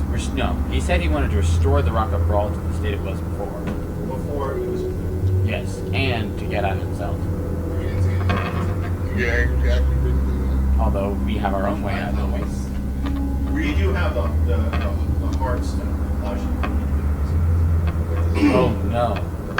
But if the rock of Bral were to be restored to the state before the infection, that heart stone might not exist in that level 4. Would it? Who knows? Technically, it would. Up We'll have to to figure it out. the spite of the Effreti. Alright. I mean, it would still be there, though. Guy like that. Get us out. He can do it. We just. I'm sure he has the skill to do it. So, while you guys are discussing this, Cezo comes back, floats in space. Oh snap. And he's like, Clear my mind immediately. At the end of the game. All you would get is High persuasion. No, I don't have nothing. I have persuasion. He has great persuasion. It's Jedi with high persuasion. He is fantastic. He has plus 12. Yeah, yeah. He's extremely. He's James Earl Jones. okay, so, behind him, so Cezo floats into the room and then he kind of stops floating and puts his feet down and he shovels the floor a little bit, right? And behind him, you see the butler guy, and he's like his hair is like disheveled, like this is squished. Nice. Right? He's got a burn mark on his face. His clothes are in tatters, right? And you see a ring on his finger that's glowing like red and pulsating, right? And the scars, like the burn marks start to disappear. And coughing a little bit. Cool. Yeah, he's sitting there and you see it glows again, and then more glows like healed, right? And Cezo's like, "He's ready for you. I set traps off with help of my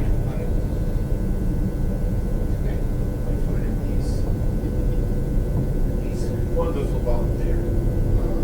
He has special brain. He's okay. He's fine. And you see again that we pulse and war wounds and stuff heal and coughs up some blood and some smoke. Shakes his head and rubs his eyes. This is go get cheeks. The guy walks past you guys, like doesn't even, like you're not even there. The same dull look that you saw on Kiara's face earlier. He has the same look. And he walks through that door right there. That opens up into another bedroom looking area. And he shuts the door behind him. And I presume he's changing clothes. Sure. Okay. So,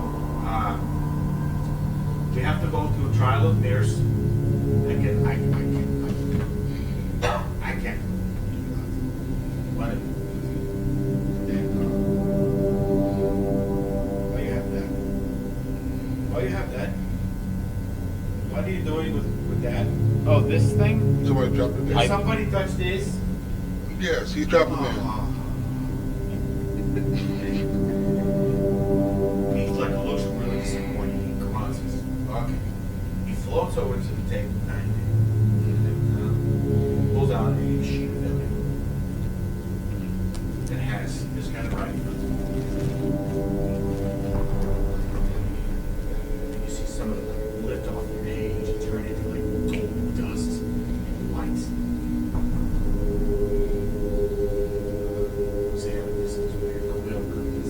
He holds them like this. This is weird pen. And he puts it on top of the film and he starts rewriting. Let's go. He puts his hands like this. And this little lazy eye. It's like moving all over the place. This like crazy looking. And you can see that somehow he's levitating his pen to like write these weird lines down. Yeah. Are they being written? Yeah, with this weird floating quill that's like a giant quill. Or are they being interrupted? No, No. it's writing. It's how he writes on his belly. It's just a big sheet on. He walks in and he sees the thing with people in it. And he's like, and he pulls out like a sheet of belly and puts it down and he casts a spell. He's floating and it's like writing these lines. And he erases them. You're like, what am I watching? Yep. He's like, maybe let something's off. You write something. Okay, he waves his hand over, rolls up with a scroll, disappears.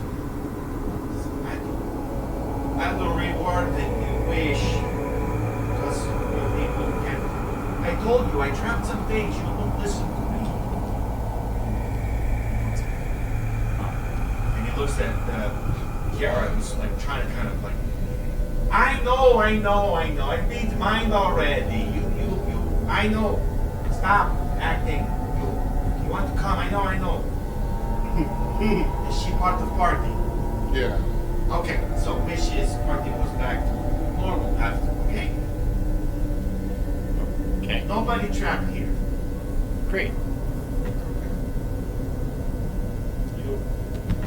You read my stuff. Yes, sir. If I didn't make him a deal, I'd eat you, kill you. But let me tell you this. You don't want to keep this up, okay? Alright, cool. He covers his mouth with his scarf. He like moves his head a little bit, his scarf off. He goes, I have problems. Are you ready for trial of bears? Always. Still comes the nominated Tanis. You know what name is Tanis, right? Yeah. Tanis. Alright, Tanis is standing, he's like looking like a zombie. It's not magic. I'd remove the curse.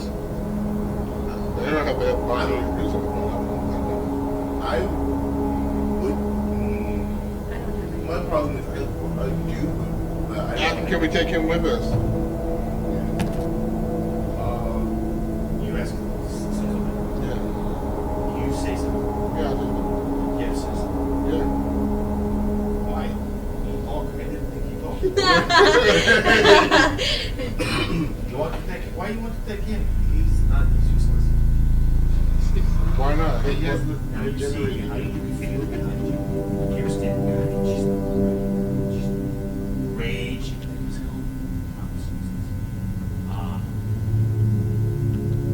It's fine. We want to keep her friend. We want to take him with us. You see officially part of the party was party. Totally party. Gem boy is. You look at the orb. They don't have pecking order people on the pecking order. I don't know what the pecking order is. Who are you leader? Who make decisions for Well, you? usually, if it's not him, then it's barbarian. If it's not barbarian, then I guess me or Jetch. I don't care, he says. I don't care. Great, We're paladin. running out of time. Magic that holds I'll take us over. from destroying things. I have that. Paladin guy. You should be part of the Yes. party. For now, yes. Sure. Yes. Aren't you a good Yakushi person? Yes. Yeah, but we're trying to, we're all have a common goal. We're all trying to get it. But this one wants to obey you already. She's like, stop reading my mind! Well, of course you She guys. says, well, think so loud, I can't help. I used to call that one Karen. You, Effreti. And all of a sudden, Tanning stops. You see the black person. What? What? Yeah. What? I'm me. Jumping around. I'm sorry, I'm me. I gotta kill something. There's too many. Chill, man. All right. We help you out. What's going on? You guys catch him up. Yes. And Hey, we're it's getting not out. that you set this part of your party because that's part of the wish purge. That was his face. So you guys like, and he's like, he thinks it's funny that it's part of the party. And he mocks his palate. Oh, Ah. like totally mocks his palate. Like I never be at a party with a guy like you. Like say these things now.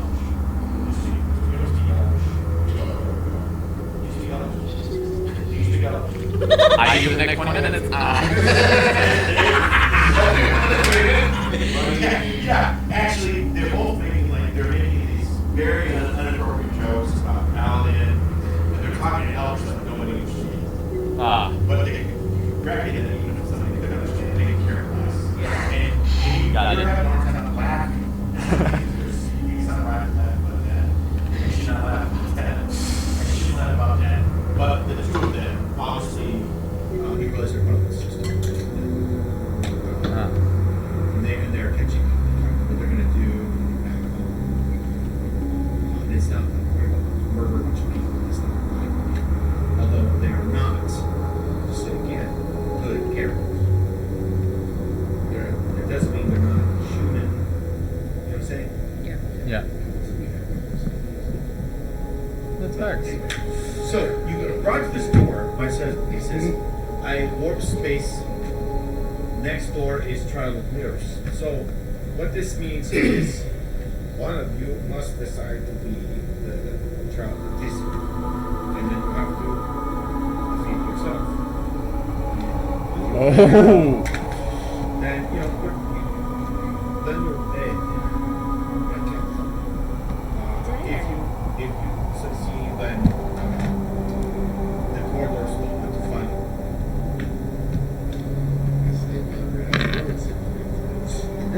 We're getting lowest. Well. We won't fight him at the party, won't we? He says, all you can go inside, but then travel mirrors will make replica of all the last 4 times I see that did not go well, but they survive. These two. They make the other 6 in there probably dead, but they survive. Huh. But then they catch them. Smile like wrinkles in the weirdest way. You're like, okay, that. If I could live the rest of my life and then see this green smile. Amen. Wow. I'm gonna think I'm like, okay. They're gonna be evil. So, pick your champion. And if you do want to put more than one person in there, you can. But understand, you'll be fighting yourself twice. Understand? I would have a lot of fun with that, but Yeah, 2. So if you and him went, then you'd be fighting you and him. Yeah. Understand? That's what it is. So you go in one person, and they represent everybody. Yeah. You go in with everybody, and now it's a huge fight between all of you versus all of you. big 5v5 and Or someone is it- probably dies. Yeah, if I go on the exit, It's fine, we all bullets everywhere. Sugar cats lots of food. That might be My the easiest only way. fear is if I would, Willing to go. it's just that I have the little baby octopus kind of evil, and I don't want that replicated. Oh, Oh, yeah, you can't. Because I would have gone, but that's still. You can try that. I mean, you're not getting any warnings one way or the other from the creature. Oh, Remember, it's trying to hide itself. so You know that. So we get that. So this is the quietest it's ever been. I guess maybe draw lots among the four of us, and Roll, just in case. we got a 1d4, right? I have 1d4. 1, Go ahead. 2, 3, 4. 1. That's me. You like say nothing and push people out of the way. Start walking toward the door. Okay. Now, when you get to this door, there you can tell the ground here underneath this wide hallway. The ground underneath is shimmering this bluish color. And Cezo explains that is shortcut dimension pinch. Right? So he's used magic to like teleport you to a corridor to this last door. And this last door it's a mirror. It's just a mirror. And he goes, you'll have to turn sideways, but walk through. Walk through the mirror and be ready for anything. Okay. You walk through the mirror, and first as you walk through it, like you get to the other side and you see your reflection, that's it. You don't see anything else but your reflection popping out. And it's like, you feel like there's nothing below it, it's space. And you slip out the mirror and start falling.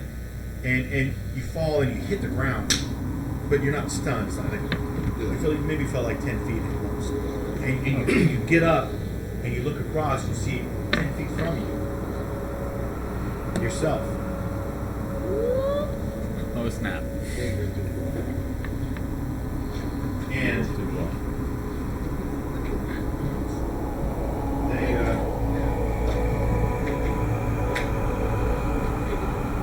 they so You burn it.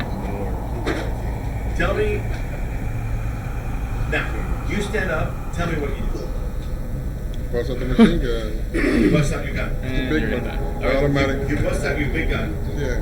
And you look and you see them do exactly what Oh, no. they busted the big gun too.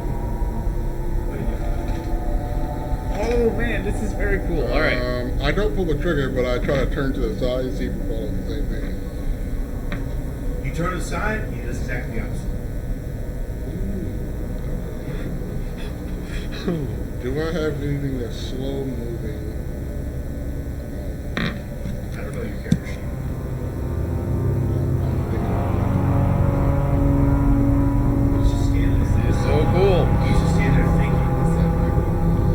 You see it's flare, here's switch. It's a hippopotamus dude, so just trying to antagonize him.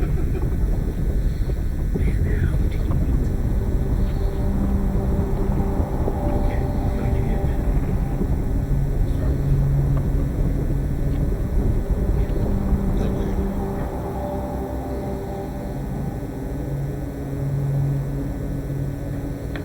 the mist starts to push back, and you realize that you're in some kind of room, right?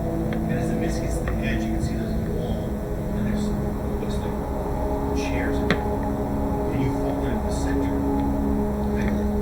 And then as this mist, this light is pushed back, a soft light spread out from the center of the arena. You see clearly your opponent as you have a few minutes. And then on the edges, you can see what looks like bones. Corpses, perhaps remains of armor, silhouettes against the walls, right? And then above it, you can see that there's a crowd watching. You can't really see their faces clearly from where you're at, but you see that there's spectral, ghostly figures. Have grenades. Are you saying these things out loud? Yeah. You hear an echo, so you have grenades.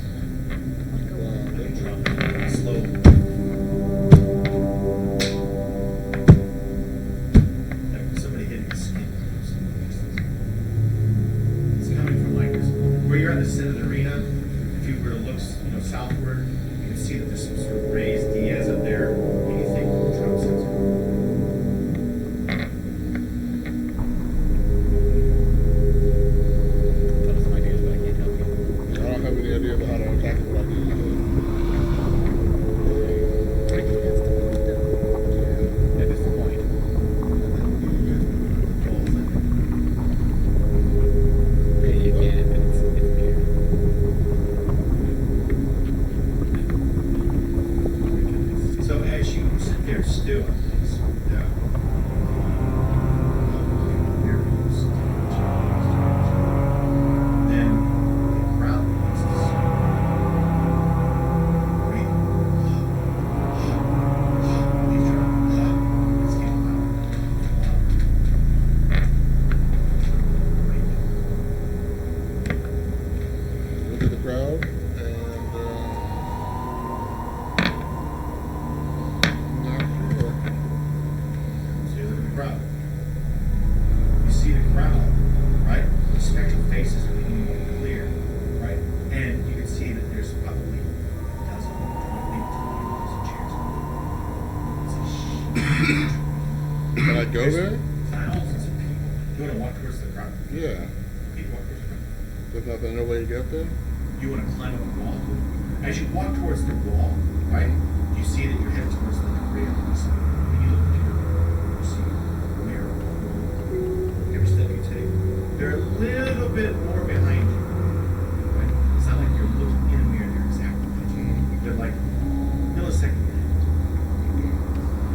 And they get to the, and you get to the edge of the wall, and there's a corpse of, it looks like a maybe a warrior of some kind, desiccated corpse, a few other corpses. One looks like it's torn in half, you know, you think maybe that's some kind of creature. It's the same thing, yeah, the same as, So there's like a pile of dead stuff that's been pushed against the wall, and then there's a wall that goes up maybe 20 feet, 15 feet, and it's smooth stone. are the bones and stuff and items at random? They look like a street. No, I'm saying they're not mirrored on the side, right? So if I picked up a sword, he couldn't pick up a sword. Yeah. So you did rummage around and pick this. You broke the synchronous. I rolled a 15. 6. Oh, didn't. So what's your armor class?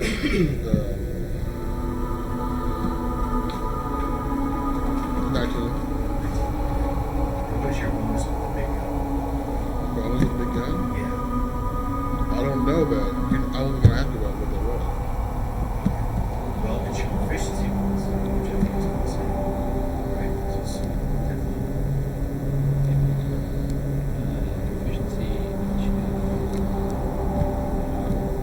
Proficiency isn't listed. Rifle, musket, that sound about right? yeah. Plus 4 to hit.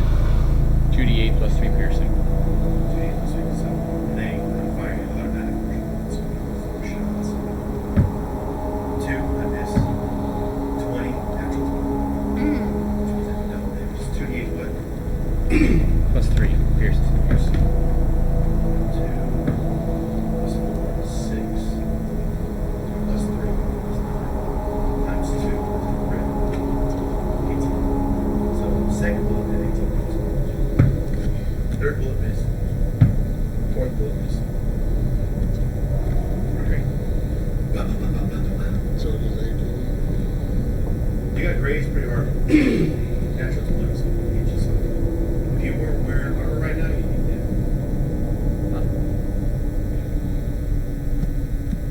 Your turn.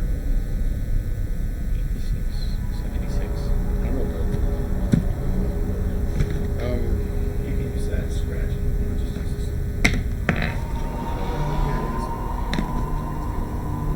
What's your max hits? 84. 94. Back. Alright.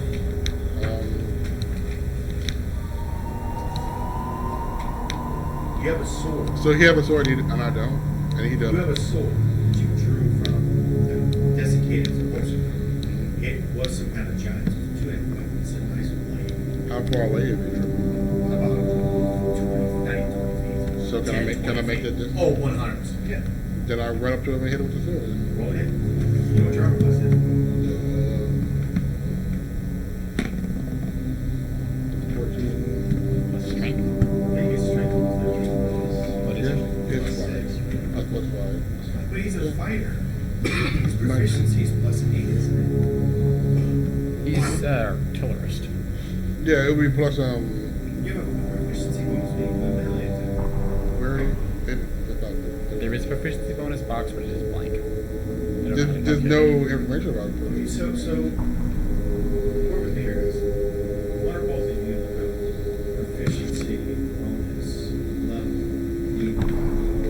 Just look at the chart they give you, Alright. and then use the proficiency bonus, which you have proficiency in melee weapons. Verify it. My phone is like, I'm gonna do I think it's listed because you're not 10th level. So a 10th level fighter is 8 damage. Plus 18. Right? I think so. Yeah. Like when you're proficient with weapon, he's proficient with weapon. Yeah. So you roll a 4, I think he fucked this guy. So.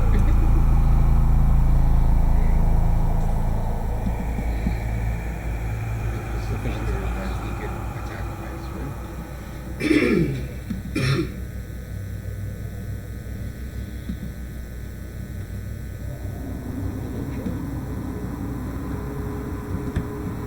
Hey, plus 4. Okay. I think it's what it is. Proficiency, yeah, plus 4. But it doesn't say anything about That's proficiency is the term that's associated with many different aspects of the game. Proficient in something. Like you get working on as a proficiency, you get that bonus. If you have melee proficiency, like you do as a fighter, you get that bonus. Which is supposed to be right. well, it's just, yeah.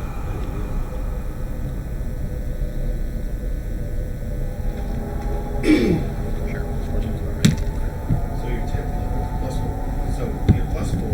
Now you add your strength bonus as well. That's like 20. So you hit yourself. Yeah, Roll for damage. Why you hit yourself? Great. I stand right in front of me. Roll for damage. Oh, what's that? It's a two-handed sword. I don't know what that is. Look up damage for two-handed sword. Should be 1d12 plus your strength. But I don't know. You should look.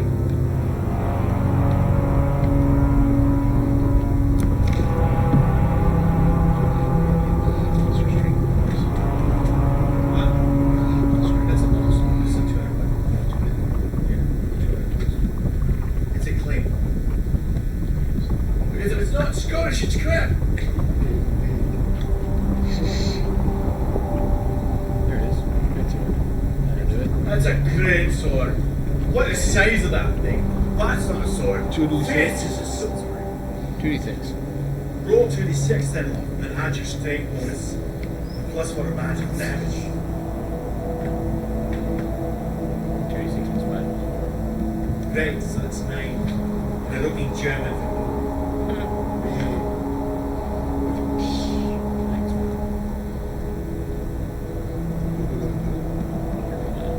Roll 2d6.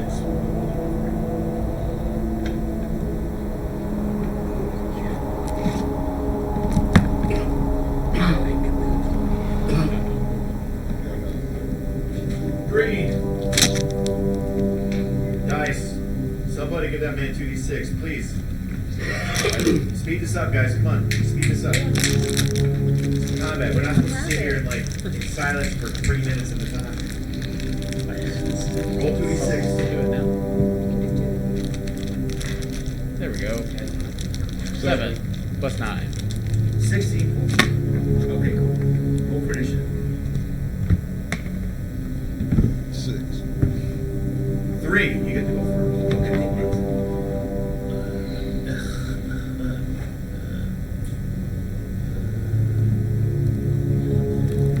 Um, 78. If he's still mirroring it from my remove. Yeah, no. That ship is set. Then I pull it on my gun. Then it starts. So you're gonna take one action, Okay. drop the weapon. No, then I just swing the sword again. It's fine. Okay, you can two attacks. You're a 10 level fighter.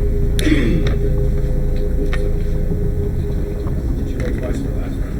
No, I didn't roll twice. Okay, roll. Scratch that. 17. I don't hit it. Did you roll 17 action? Yeah. Oh, okay, bad.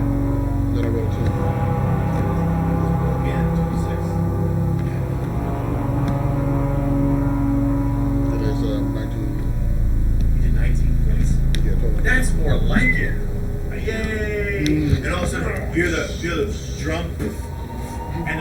solidly hit yourself. You see blood spurt out, and you get a whole pile like erupts this. If you ain't messed up And after the this. human, the ground is less spectral now. You can start seeing it. The lights getting red, and instead of being a dark, starry night, you see like it's like dusk coming. Dawn's coming. So it's 16.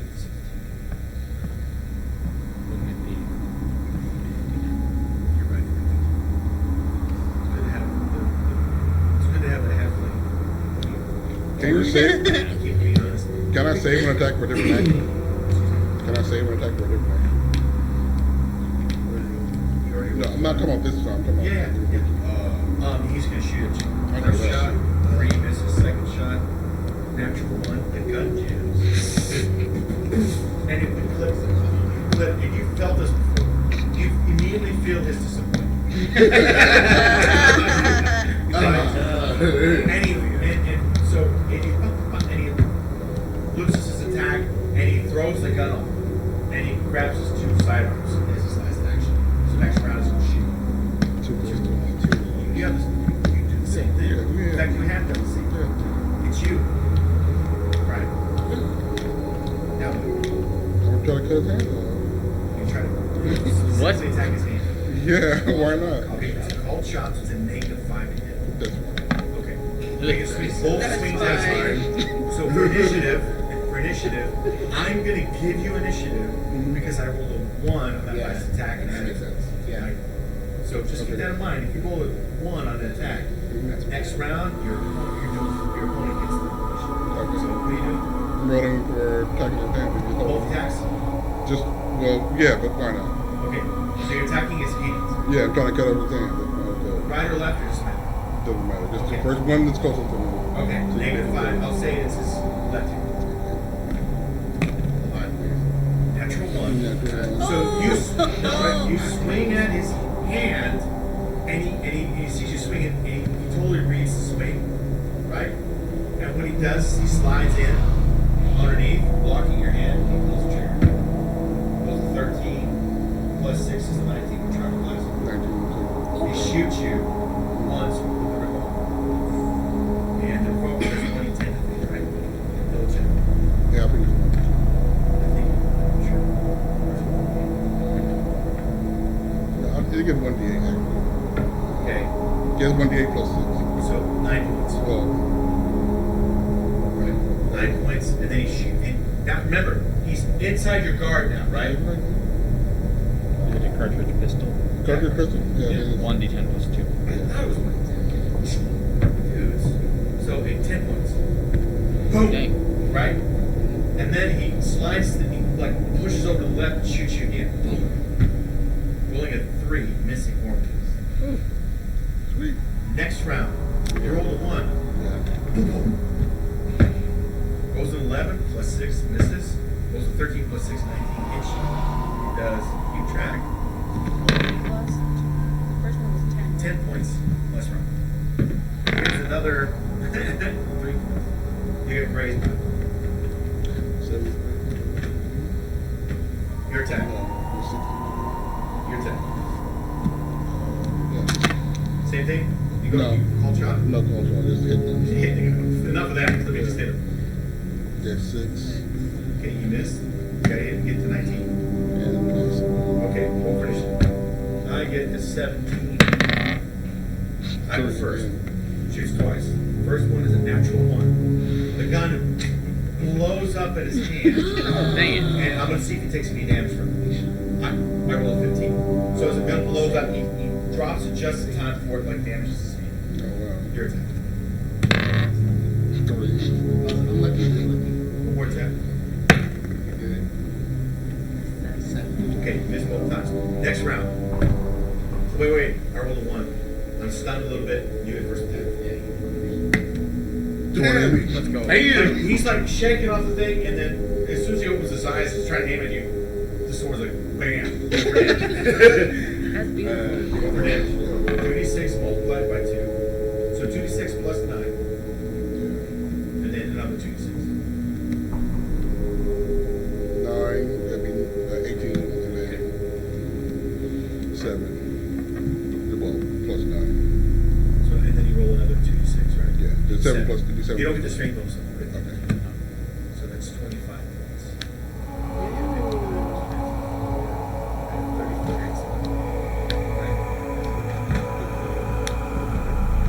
Yeah, 34. That like staggered you, right? Okay. Now that was, you won that initial roll because you got a 1 last round. Correct. Right? He shoots you with the cartridge pistol twice.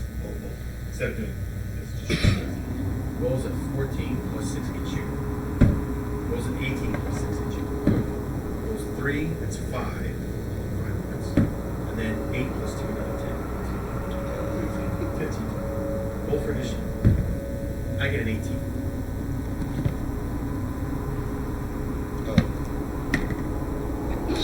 You did. Okay. So he is backing out and shooting like this. Rolls an 11, misses. Rolls a 13, hits you plus 6 damage. He does 6 points damage.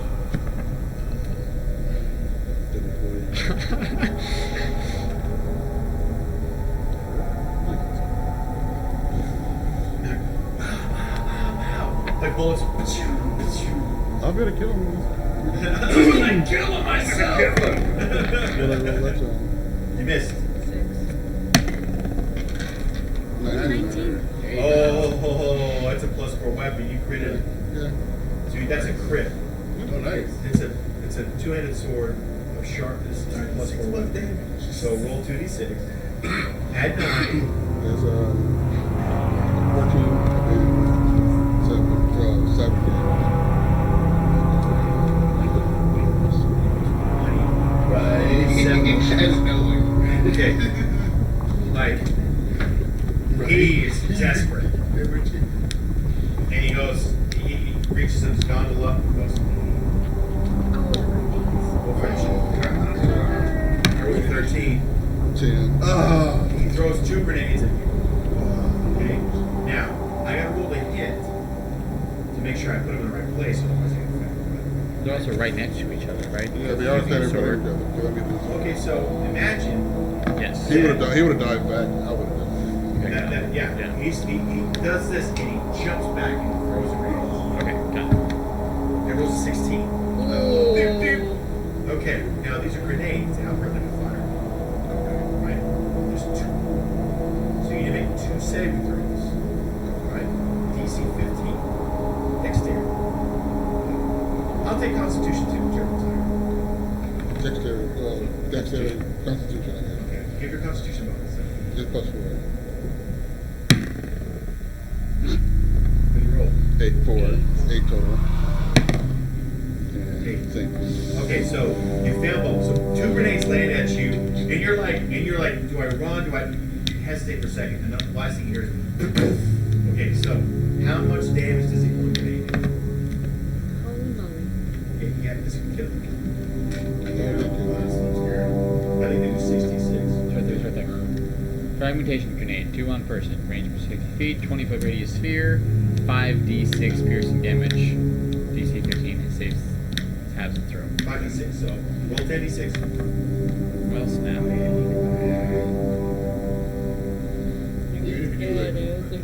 That on average should be about 30, so it doesn't have to kill. By the way, you guys hear the chanting of the crowd and the roaring, and you can see 38. 38. Just a white man. He's not dead. You are thrown into the air, right? And you're lifted up by this grenade shrapnel rips through you, like your back's shredded right now, and you land, and you're like in your head like Tyson Fury in that one fight.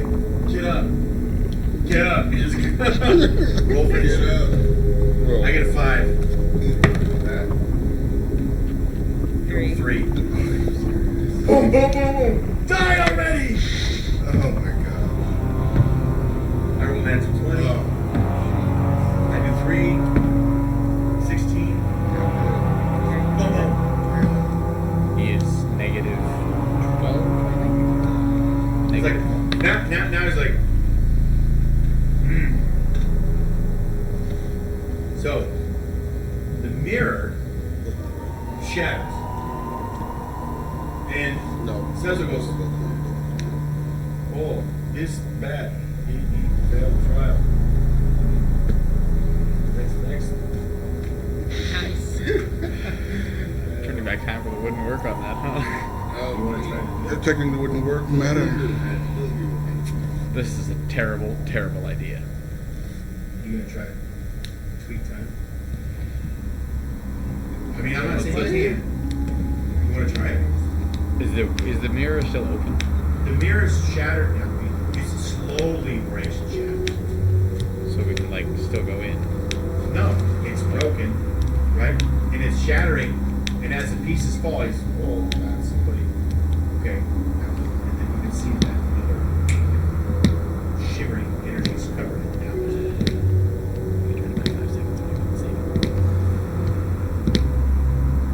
Are you going to try this or what? I mean, No? want to throw a shot? You want to do a time pitch? Yes or no? Say yes or no? Yes, why not? Yes. That was tough. Yes. Okay. You do the time pitch, and the shimmering energy underneath you waves a little bit. The mirror, in fact, does. We go back to the last round before the grenades were thrown at you. And you like feel like like bullets come out of you, and you're like, what is going on? And you're like, and then shrapnel comes out of your body. You get pretty good. I have 48. Yeah, 42. I have 42. Yeah, 42. You had 42 before the grenades. He's right. I'm sure I have 42. I'm sure that I love you, but he has 42. So we can run the camera footage back later. So you're like, and your head's like, I should be dead. What happened? Right? I can't believe that worked. All right, great. Yeah. Just as an aside, he steps back. Where did you learn this? He's like, you know theoretical this one. You know AI? I've never met him. How you learn this? Anybody know how you learned this? I specifically focused on a field of daisies that I remember from my childhood. 12. I can answer. So I throw the grenades at you. Where you at? Okay. Boom, boom. 2 more saves. You got one shot at this, man. Oh, you did. Roll on yourself. 11 plus 15. Shoot dexterity. I would have passed the second one. 4, I think. This was 4. I would have got the second one, not the first one. Your dexterity is plus 4. Killer, man. No, sorry, no, Constitution. Constitution. Oh, you just Constitution. That means you can just take it. Yeah. So you just take it. So the second one you take half damage. So what you want to do is roll 5d6 per one. This is the first one. Right? It's the piercing damage. The one that you didn't save.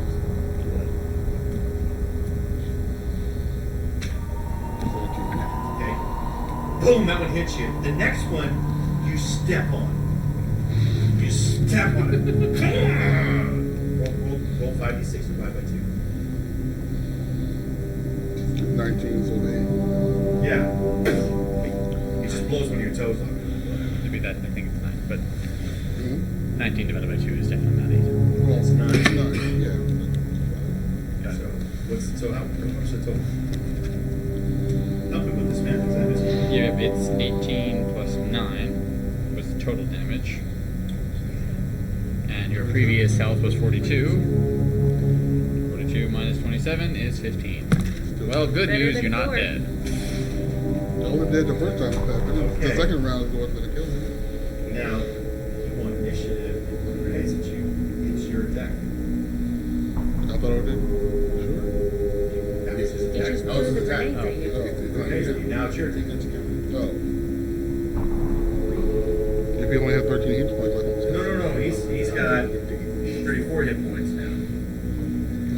Because you hit him. Last time we moved to the grenades at you, you'd hit him that round for a mega amount of damage. Yeah, I'm gonna throw the grenades at him again. Why not? Oh, you're gonna throw a grenade at him? Yeah. You do the same thing? Yeah. Good idea. Good idea. These trial of mirrors, good idea. Stink. Failed save. Yay. Failed save. Yay. So, roll. I'll Yay. take a save. I'll roll over here. It's like, why didn't I think of that? Right? Oh, wait, I just did that. Yo, what I just did. Okay. I take 34 points of damage. Let's go! And the legs of this guy fly off, and he falls and he's bleeding out and dying. He's making death story. What do you do? I look back at the mirror. Take all of the grenades and weapon ammo. What? And you see a silhouetted figure on top of the guy who's doing this drum beating, and the crowd is shouting. And then What? you see this little figure? Go like this. What in the world? And you feel like, okay. And then the silhouette figure like looks at the crowd.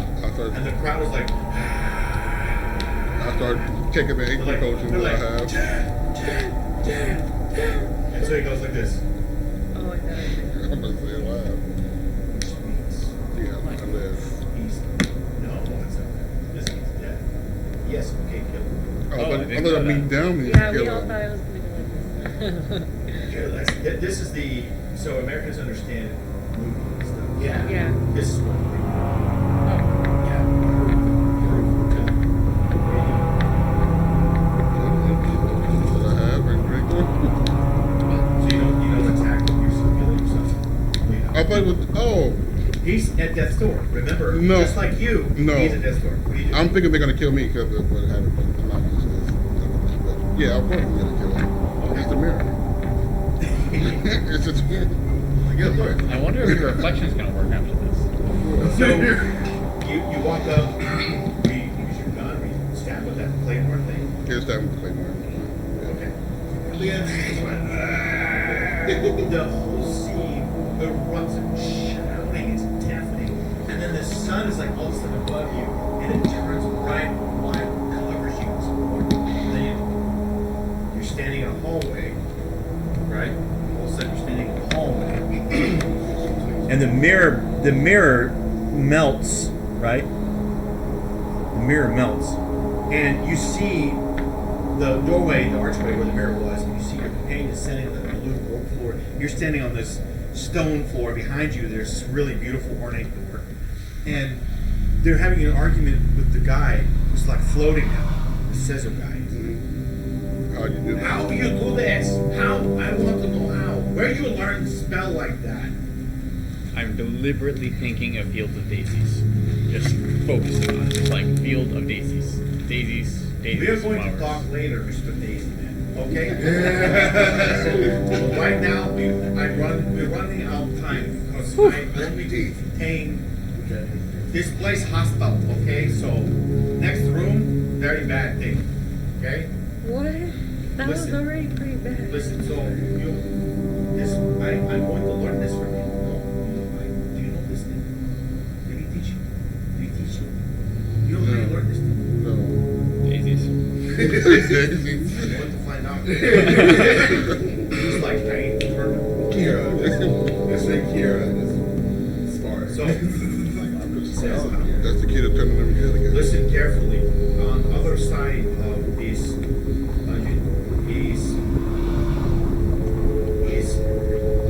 worldly, but he's old. Oh. You understand, an astral plane is a place where you can live long time and not age. So the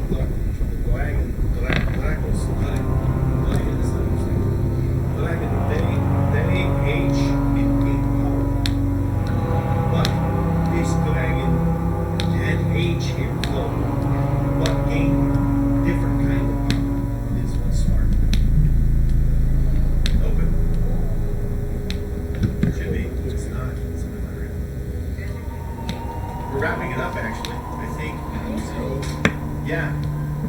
Probably done in an hour, unless die again.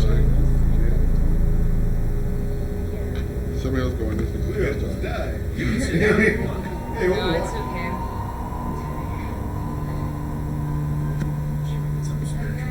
Bye, we love Oh, you. okay, yeah, we'll probably be done within an hour. So Oh, okay. after Cezo explains that this is the like, he basically tells you there's a No, world we're lane for yourself. Bye. And he says, I defeated last one without passing. Nobody has, I cannot do this magic ball. I cannot do this. When you either parlay, talk to the dragon, or kill it, you have to come back here, give to me Effreti power, and I make wish. Okay? It's the balance specific. Okay?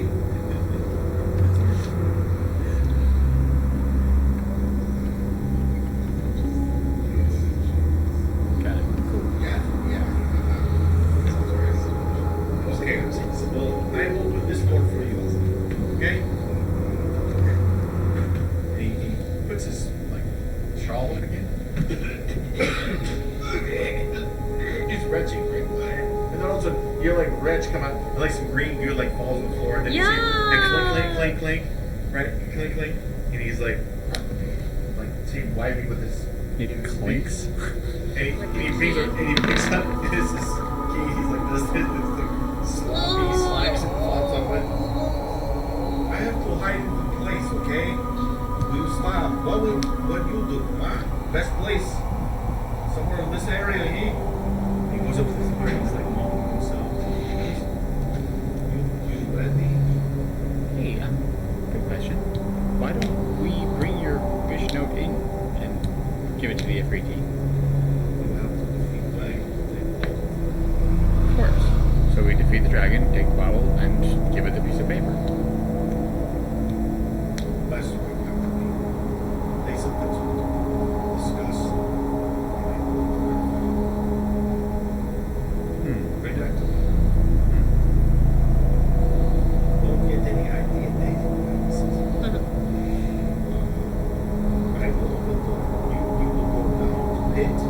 It's a pit is or his name is hard to pronounce. His name you pronounce. I call him Jared. That's his name. But maybe you call him something. But I open the door. Okay. All right. Bring Bundle back here. Yeah? Then you're dead. Then this time over. Yeah, fair enough. Let's do it. Jerry, very smart. He not strong like Volkswagen, but smart. You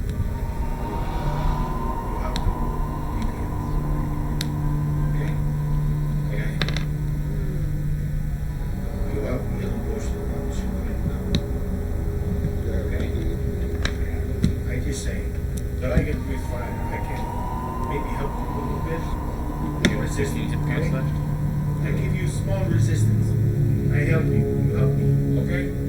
All right. You're going to bring back, yes? Yeah. Okay. So He starts casting a spell. heal this dude while he's doing He it. starts casting a spell, and you guys all get fire resistance for the next day.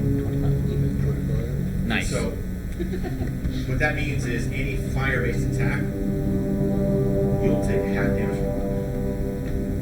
And if you say, That's a good point. and if you're a monk, you can say again and take nothing. You do that already. It's a question. So I would take that then. Fire resistance. Nice. Invincible. That's great. Just send him. He opens the door up to this right? And it's a keyhole, right? With a keyhole, it looks like that's totally an illusion. This door looks very simple, like a typical like the keyhole though is an illusion. And he puts the key down somewhere at the bottom, and he slips it into a keyhole that you see was illusionary. He turns it, and then he taps on the door in some weird ornate pattern, right? You think of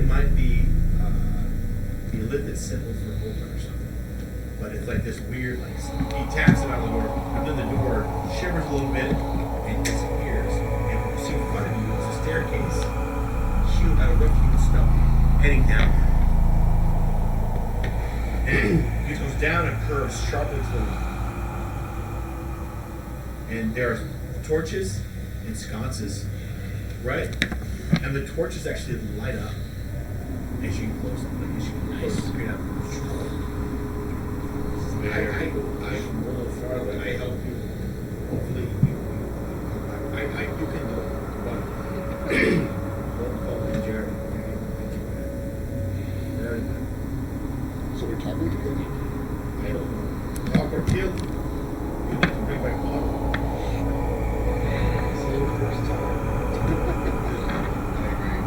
Please line your characters up in order to walk upstairs. Where's the stairs? They are right here. So I'll draw them for you. So I'm just going to paraphrase them like this, right? And I'm going to say that this area here is going to be where you're at. So just put yourself in order, right? For lack of a better way to put it, I mean, you're headed down into the rough-hewn cave network, but you're headed down into the main atrium of it, right? When you get down to the bottom of the cave, right, you head all the way down, slowing down, you're facing basically south. I would say you're up here, basically, facing south. And it's a very large open area. There is a lot of different kinds of points out of the center of it. And there is a column of gold, right? It's tilted a little bit to the right, like it's been. There's this column of pure gold, and it's about 3 foot round. It's huge. It's got caps on top of it, and it's tilted a little bit, just a little bit. And on top of it, you can see a simple jug. It looks like a very common jug, right? And it's got like this one handle and then 3 X's on it, and one half of it's like dark brown, the other half is like lighter brown, and there's this obvious cork at the top of it. It's sitting up, right? And there's a little thing hanging on the top of it, maybe like a little scroll or something attached to the top of it, and some string, and it's like too stiff, like sticking up. It just looks bizarre. You know, you immediately know that's the Effreti model. It looks so like plain Jane, right? That's And then wrapped in coils around is this big serpentine like dragon. And it's looking at you. Its face has got this long, thin snout. Its face has got this beard, like going like it looks like a dragon. I was gonna ask. And its feet are very small, right? And they're placed along its body. Its body's very serpentine. It's rolled up. It looks like it's probably about 8 feet. And its body's huge. It's round. It's big. 80. Yeah, it's huge. This thing is. 80. It's a red worm. It's been here. It's absolutely very. The scales are bright red. Oh, bright red. nice. So who's in front of you? Dragon dude. The dragon in front. Dragon and half. So who speaks Draconic here? We do. You get down the bottom and you see, and it's looking right at you.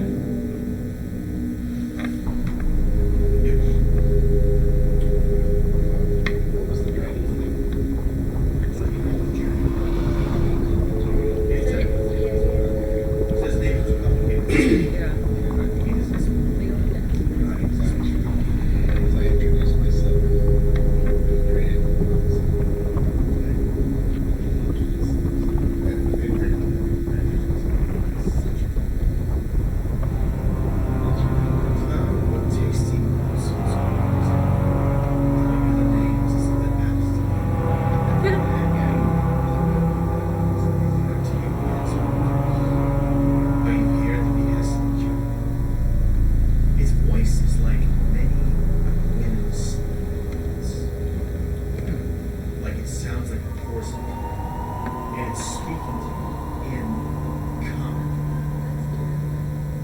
Oh.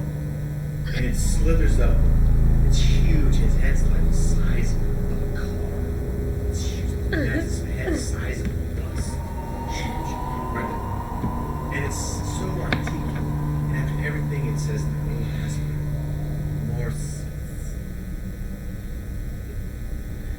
And it's like a serpent crawling up you, right?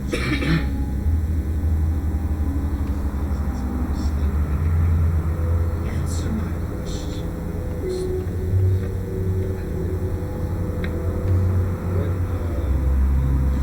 Why are you guarding this intriguing? You have a charisma. Good. DC 20. 2. So you have a good chance of actually getting information out of this dragon. 18. Very good. Okay, so she says to you, she says,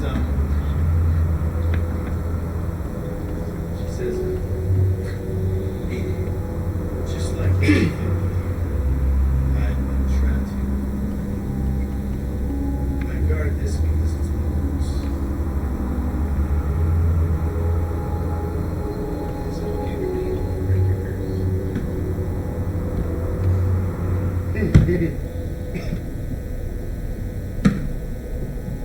16. Still don't understand how that's legal. Yeah. Level 10. Double 10. Level. What's your ancestry? Oh, my sister.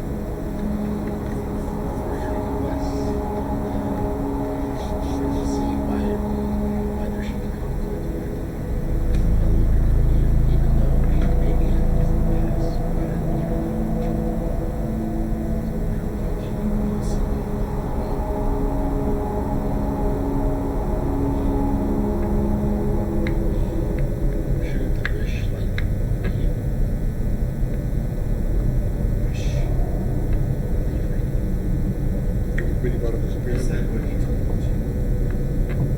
Well, one of the wishes is basically free everyone. They'll free, They'll free us. they'll free up, and the Effreti bottle disappeared too. So If we got her in our party, she would be included in the release. Are you standing together? I'm not. I know we did all walk down the I stairs. don't know if everybody's in the I didn't walk nowhere. As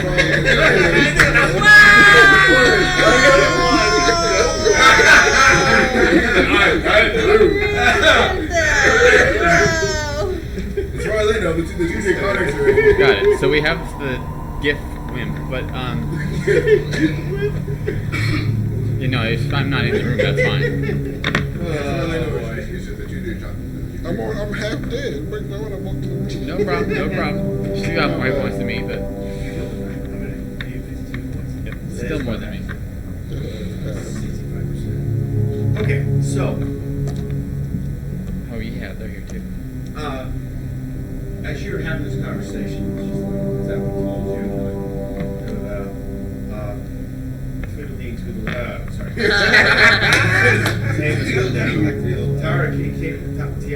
Kiara and Tames come down, and they walk right by you. Kiara says, if you are a member of their party and say you'll follow their party leader, and she puts then apparently the wish could apply to you.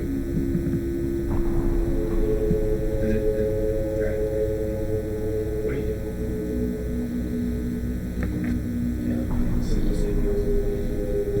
Now's your chance. Be silent. Peace. As long as there's something like that, since you would say not be part of the chapter. I was show within the room now. But, so. Well, you know, Now you there's wanna the get it. fool's not wise and keeps out. Let's go. There you go. Come on. Did you say anything? Look at that, that's it. So, if you were in our party, where did you think I was? Well, not here.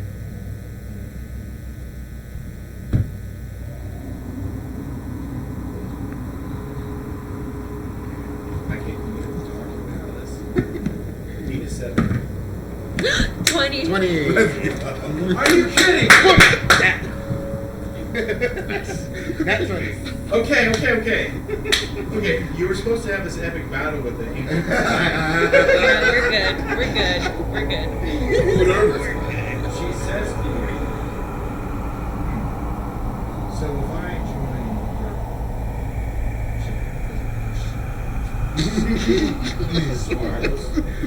picturing Because she could have, yeah. a dragon with line of being, I'll have do you not know what I'll It would be easy. do? You know that she is a dragon that are probably terrorizing her.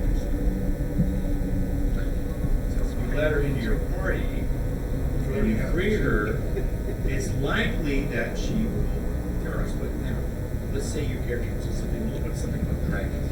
Okay, your character being a dragon would understand the principles of mission. You ever heard of this before? Okay, so to subdue a dragon, you instead of striking it with the edge of your blade, right? You strike with the flat of your blade. And when you're subduing a dragon, you calculate damage, full damage. But you're only doing half damage, you understand? And so you beat the dragon with the flat side of your blade, and you defeat it, showing it that you defeated it. And so, like, if you say it had 20 hit points and you hit it with the flat of your blade, right? You count normal damage divided by 2. So you say you do 25 points of damage, divided by 2, and you do 12, 13, right? So it only took 13 points of damage, but you subdued it because you did with the flat of your blade. You're going to do more damage than you did. It knows you will kill it. So that's a principle that all dragons in the Draconian would subdue. It's like parlay with pirates and stuff. Even an evil dragon would not. Now sometimes you have to snake them.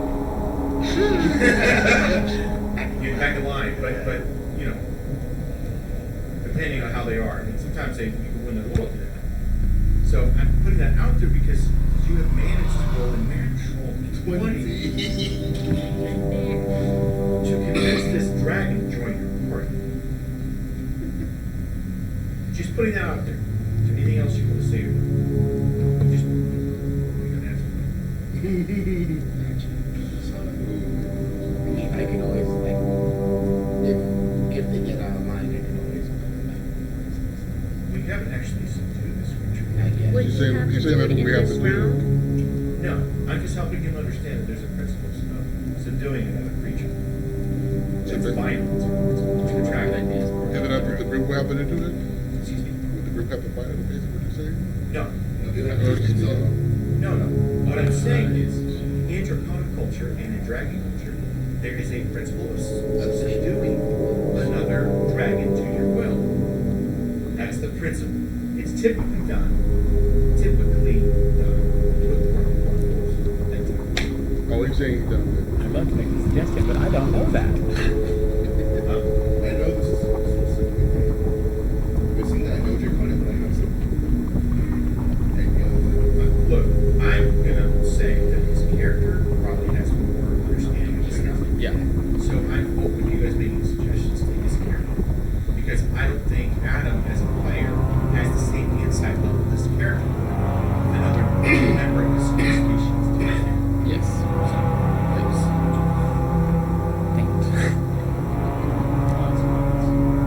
She's willing to join your party. yeah, basically, consider it to be by your, I mean, Do what? I mean, I want to do it. yeah, why not add a different party? but you want to go with them? Well, Worst case scenario, we have to fight it Is later. there I'm gonna some- throw it out there because we're running out of time. Worst case This would be scenario. a third evil character where I need to argue with the whole palette. Can we make sure somehow that she isn't just going to turn evil and roast us alive the moment she gets a chance? Worst That case would be up to scenario. him. Because he'd be the one that. Because I would have to make her He would have to submit. submit. He would have to submit. Yeah. Oh. But I mean, what if she was just agreed to? I bet you already agreed to No, it. it has to be done by one. No, that's not what he said. No, it doesn't. Typically, it's just I thought he basically just done it by rolling a 20. I mean, you do have the nat 20, so there is a little wiggle room. but But there's a lot of them. That's You should. like you just nailed it. That's what I'm saying, is that 20 That's basically. Mr. Remember, Tyler, Not my luck force. Okay, we can beat it. We can beat I it. mean, Yeah, I'm With saying, this nat if 20. I'm saying he, I'm putting that 20 got him to do it without block force. You know what I'm saying? Exactly. Yeah, that's what I'm saying. So with this nat 20, could I, subdue this dragon? How would you put it? How would you put it? Well, So she wants to join your party so she can be free. you can be free. I'll give her like basically a dragon. Yeah. Thinking of this. It's okay. Thinking about this. Tell me what you tell her. Say, I tell the dragon this. Basically. When I hear that, then I'll accept what you say. So basically, what I'm thinking is, yes, you can join our party and you can gain your freedom. However, that would be on the cusp of you not harming, other, like you're not turning evil against us or against like, the towns or like your domain, whatever your domain would be. Do you know that telling your red dragon not to do that is Going against its nature, that and madness? Like the creature would go crazy. You can't. There's no way she would. Can't just tell her to send her somewhere else. So, there's no way. You have to think that it is going to. Like, if you're going to. Send her to a different I'll give location. you one more shot at this because I don't know. We'll take all night to do this. Right. I'm just telling you right now, your character put down the thing. That's not okay. Different location. Send her to a different location. That's a suggestion. But that location's going to have Well, it's fine. What would you suggest, Mr. Bergman? Send her to Me? that. So you would essentially, the agreement is, you may join our party, but you must agree to be in submission to me until such time as I see fit to release you. Should we get until the location? True, she might go around and kill people eventually when you do release her. That's better than what you said earlier. It's still crazy, but she spent a couple thousand years. You're not going to live more than 200. Even if she has to live that whole 200 a year into your submission, it's better than what she's got right now. That's true, yeah. Well, yeah, because there's also the idea of What do you tell the dragon? Did you just send her to the location? Yeah, It's just like this. as long as there was, She's doing this. as long as there was Looking at a, You see her long nails going in and out like a cat. She's scratching the ground. Oh. it'd be like this. As long as you submit to my will. I only had one 8 or one 6. She's like, she says, it was. Then all of a sudden, her form shimmers. There was this glorious electrical energy. She shrinks down. Yes. And before you So bad. clad in scarlet, that's absolutely stunning. She's got a staff in her hand, right? It's got like dragon motifs, right? Okay. And she's got claws, but they're like refined, painted like black, And she goes, I'm ready to. She's stunning. Like, very cool. Yep. She goes, oh yeah, maybe I should look better for my master, she says. She taps her staff. Boom, now she sits for a corner. She was oh boy. You better get rid of her real quick. All right. So she's like, and she looks at the two. She goes, yeah, all right.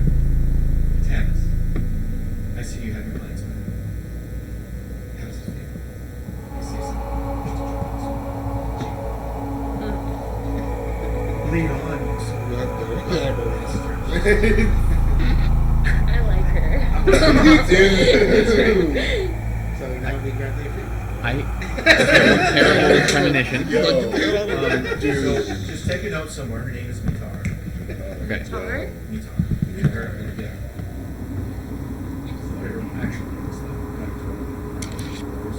I can't do that. She's like Mitar. And she's a woman. So she's also a high level sorceress. I'd like to give you a chance to cap this scheme I've come up with. I'm going to tell you what it is. Okay. Thank you.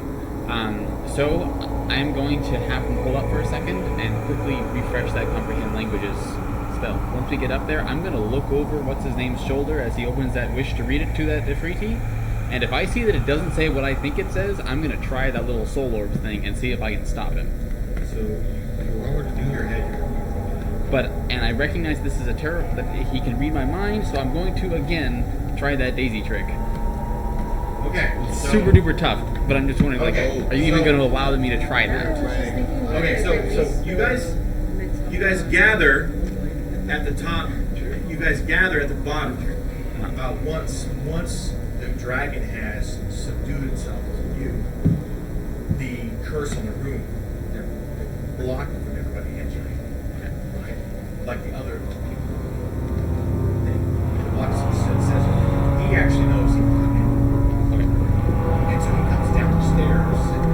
And he's floating up. He's not walking downstairs. He's floating downstairs.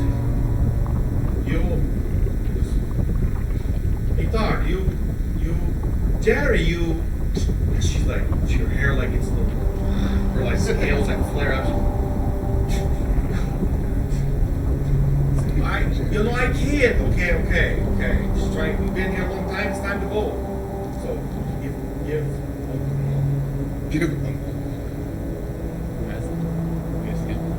who grabbed it first? She has. It's alright.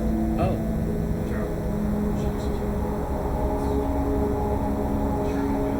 He's so trustworthy.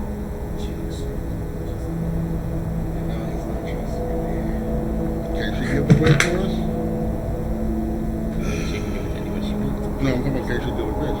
She wouldn't do that right now because she's in state solution. Unless she told me. But then you face Cezo. You guys will fight him. I wouldn't go break your agreement. He will attack you. That's okay. Yeah. And I'm not sure you might be able to kill him. I mean, I'm serious. As a DM, I'm telling you, you might be able to kill him, but somebody's gonna die. I would have on our team.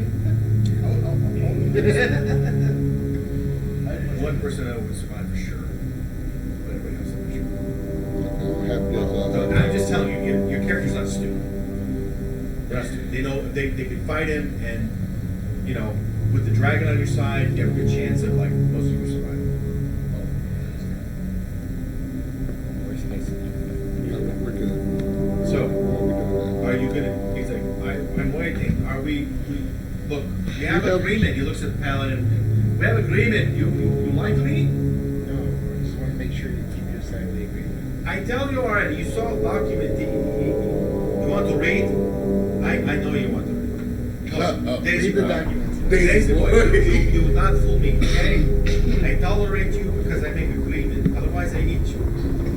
Oh my god. Charming. Stop. It doesn't work that way. It won't work on me. I'm undead, stupid. I'm not charming you. I just find you charming. Can I have Walt back? Give me Orc back. Why? Because I am dead. Don't work on me, stupid. What, I have soul?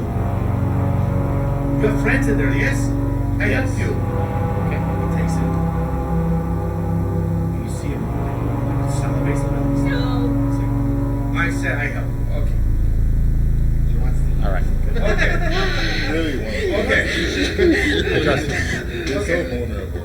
He's like, he says some sort of incantation. He moves his fingers around in some circular manner. It's obviously he smells. And the orb like flashes a little bit. Two puffs of smoke. And you see Jedi, and he's standing like this. Jedi's like standing like, or Jedi's standing like this, like he grabs. Whoa! And then Azariah, you remember he picked the thing up? Yeah. And he shows up, he picks it up, and they both like her looking staggered. We're back, dude, we're back. We're like, yeah, we're back. They're all fired up and like, Yep. super high-fiving, because, Azariah. Nice. Look. And I can have now. Jerry, Sure. I can have. You have to give the command because I trust him. Okay. He takes the jar and he sets it down. Right? He takes out, he does a little movement. He says, he goes, everybody stand back at least 1 feet. Okay? Okay. I have not talked to a free thief in a long time. He might be grabs a hold of this little thing. Right? And he says an incantation. He realized this was some kind of trap. So he like this is some kind of trap. And then she says in her phone, I knew it.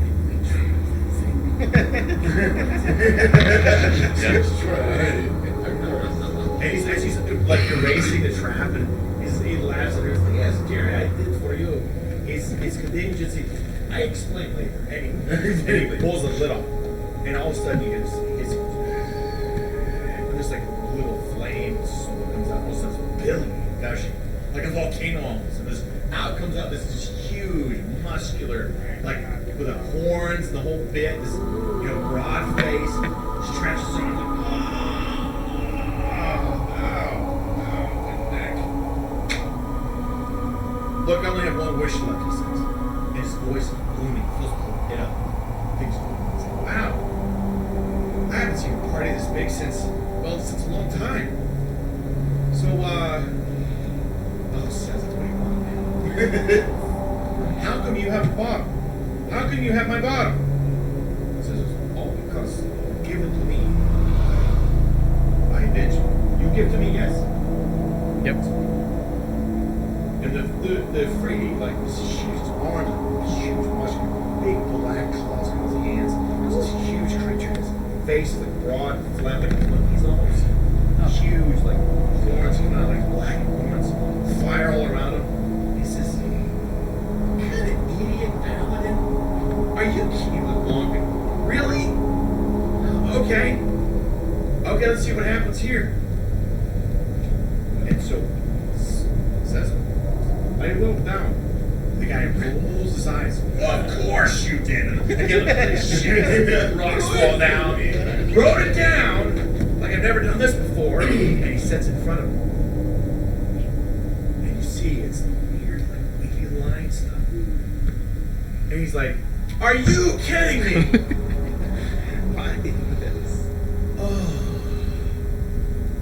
Then we got copying languages. Not on. Do you know what? What's it? Yes. But Okay, I can't read this. Can I pass that ability on? Yes, you can. Do it again. Sure. All right. So I take my 10 minutes. Sit there for 10 minutes. Oh yes, I'm just playing the guitar. He moves his guitar, and let me just say, the Effreti is like, he's like stretching like this, touching the walls. He's huge. Oh man. He looks around, kisses you. He points at your dragon guitars.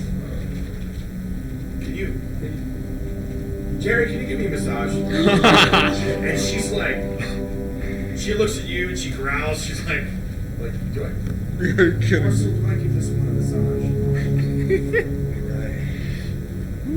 He is taking so long. Oh my God, you're kidding. She turns back into this dragon, and she grabs his shoulders, and then she bites on his neck, and she's like twisting, right? And you can hear it. And she's like, and they can make chiropractic adjustments, and he freezes. And it's like, and he's like, oh, thank you, oh, that feels so good. Oh wow, you're hired. I did you, but you have bite marks. Come on, lady. And she like gets back down to her form. She's like, she spits a little bit. It tastes awful. Like, I've been in this thing for 3,000 years. Like, taking a shower. Are you done yet? I don't know. Am I? Yeah, you. So you cast company language. Yes. And you share your Cezo allows you to share your mind with Effreti. Oh, Yeah, okay. there's this bulk in mind. Awesome. Love it. And the Effreti like reads it. He's like, and he stops us. What did you guys do? We ain't doing What did you do to the Rock of Bral? Okay. it. So they- That wasn't us. So he asks,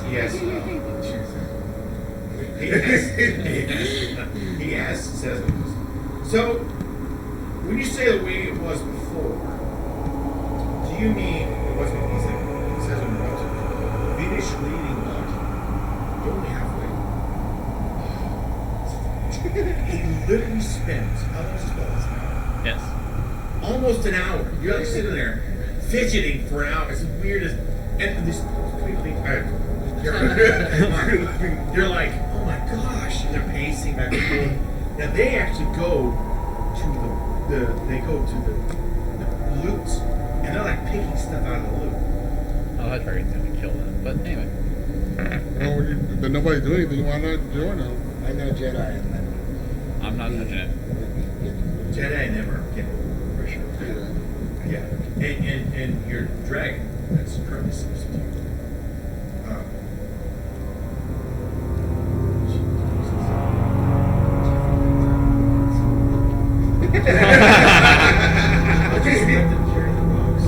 I love it. I love it. Yeah, Just say that you're like.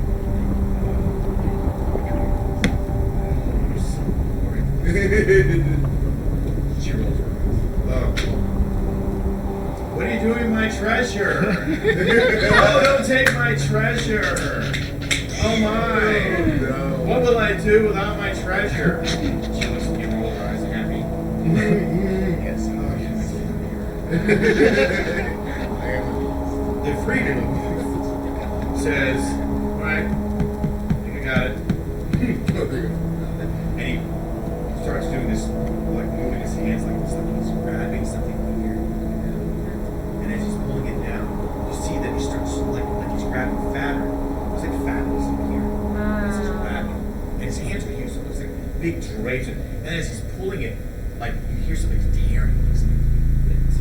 Right? And you can see that it's like reality itself is being torn by this freedom. Right? And then he starts chanting, he starts saying things in the fire, the element of fire tongue, he's talking, infernal tongue, he's talking. Right? And then all of a sudden he goes very fast and then it starts to bleed light as he's grabbing and his claws get caught in this light, this fabric, and it starts spreading. Right, and he starts spreading to you. The last thing you see is this incredibly bright, fiery light engulf you. You feel like you're being burned alive. And they make you roll 10d6 points of damage. It's like, the point is, this reality that you is absolutely burned away. Everything was scorched. And how fire cleanses and gets rebirth. Time was rolled back. And you end up in the chambers with the Duke, right? With the thing, if you will, the infection call. And the Duke, like, sitting there, and you like appear out of nowhere, right? And with these two criminals, and this other female criminal, and he's like, whoa! The gnome? You guys did it, didn't you? You guys did it. You guys did it. Hey, Tara. She looks at him. She goes,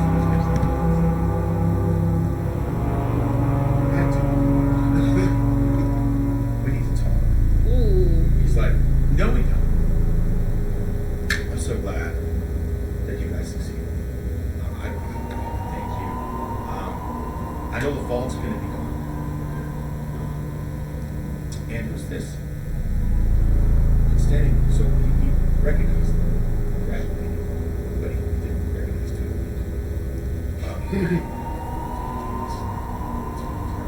them. There's somebody standing. a man of about 30 years, right? Who looks fit. And he's standing there and he's like looking at his hands. You see that he's doing this.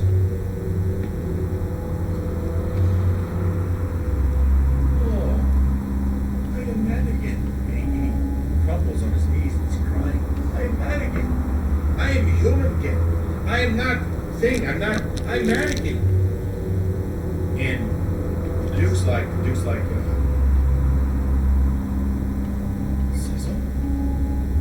Cezo? Wow. Why would you want to be a man? And he's like, I hate myself for 2,000 years. Finally, I can be person. I can be person. And he like gets up. He's like, I'm not experienced it. I used to. I've just been.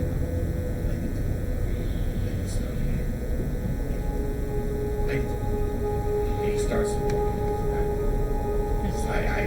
Maybe I see you again sometime. You people. Stay away from mind flayers.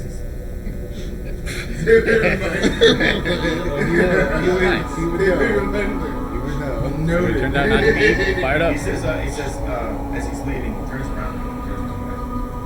He's like, I be at Best Pub. What is Best Pub?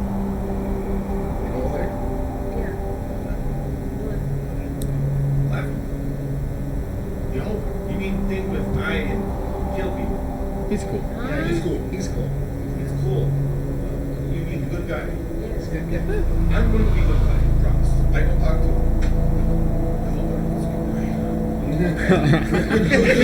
Turns around and he heads out of the citadel and he heads down into town. And he's Nice. Like, he's walking. He's like walks out and the Duke's like, that was interesting. That was very interesting. And can you explain the nature of this relationship?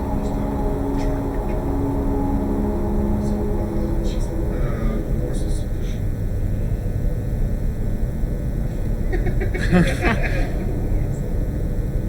I don't even. He says, look, the rock and Bral should stay with us because I definitely will.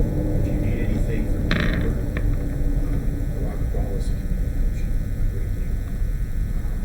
Some things are priceless. You certainly can make sure that your ship is always fueled and carried here. If you ever need a place to lay low, protection, I'm alone about me. Let me give you guys something. As the Duke, you know the goal here is to create a place where all the crystal spheres can come together. They can work and trees and be fruitful together. They need to be able to mine and grow and people need to be able to communicate. Many crystal spheres don't know what's traveling. They don't understand. They're just grounds. And just like you. So this is a reality that many aren't prepared for. I'm trying my very best to stabilize the crystal sphere, open up trade, at least open up some sense of unity. There's many places where you can do good and wild souls. The air wants work, bringing peace and order to these crystal spheres. I'll see. I'll always have something. Because there is a one thing everybody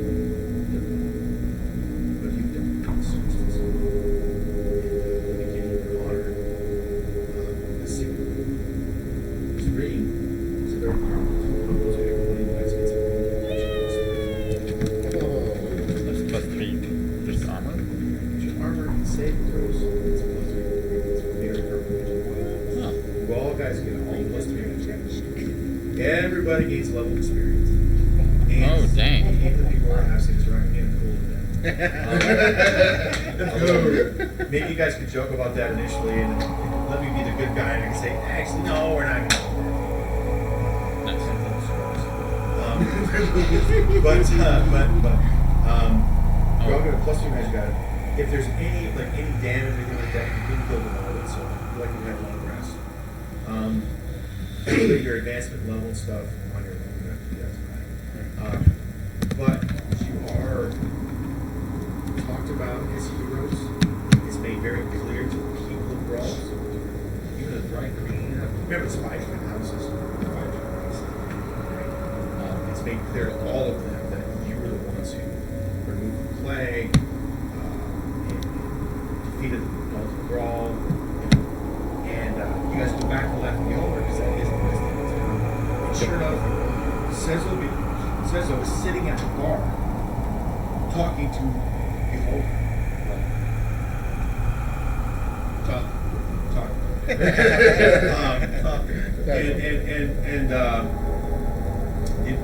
He sees you guys, and he sees you guys really excited. And I'm assuming you guys have run the and he invites you over. And he's really excited. Come, friends, come. I have a great idea. I learned that there is a crystal sphere where the people there have potential to have talent. Do you know what is talent? No, you know what is talent. It's okay.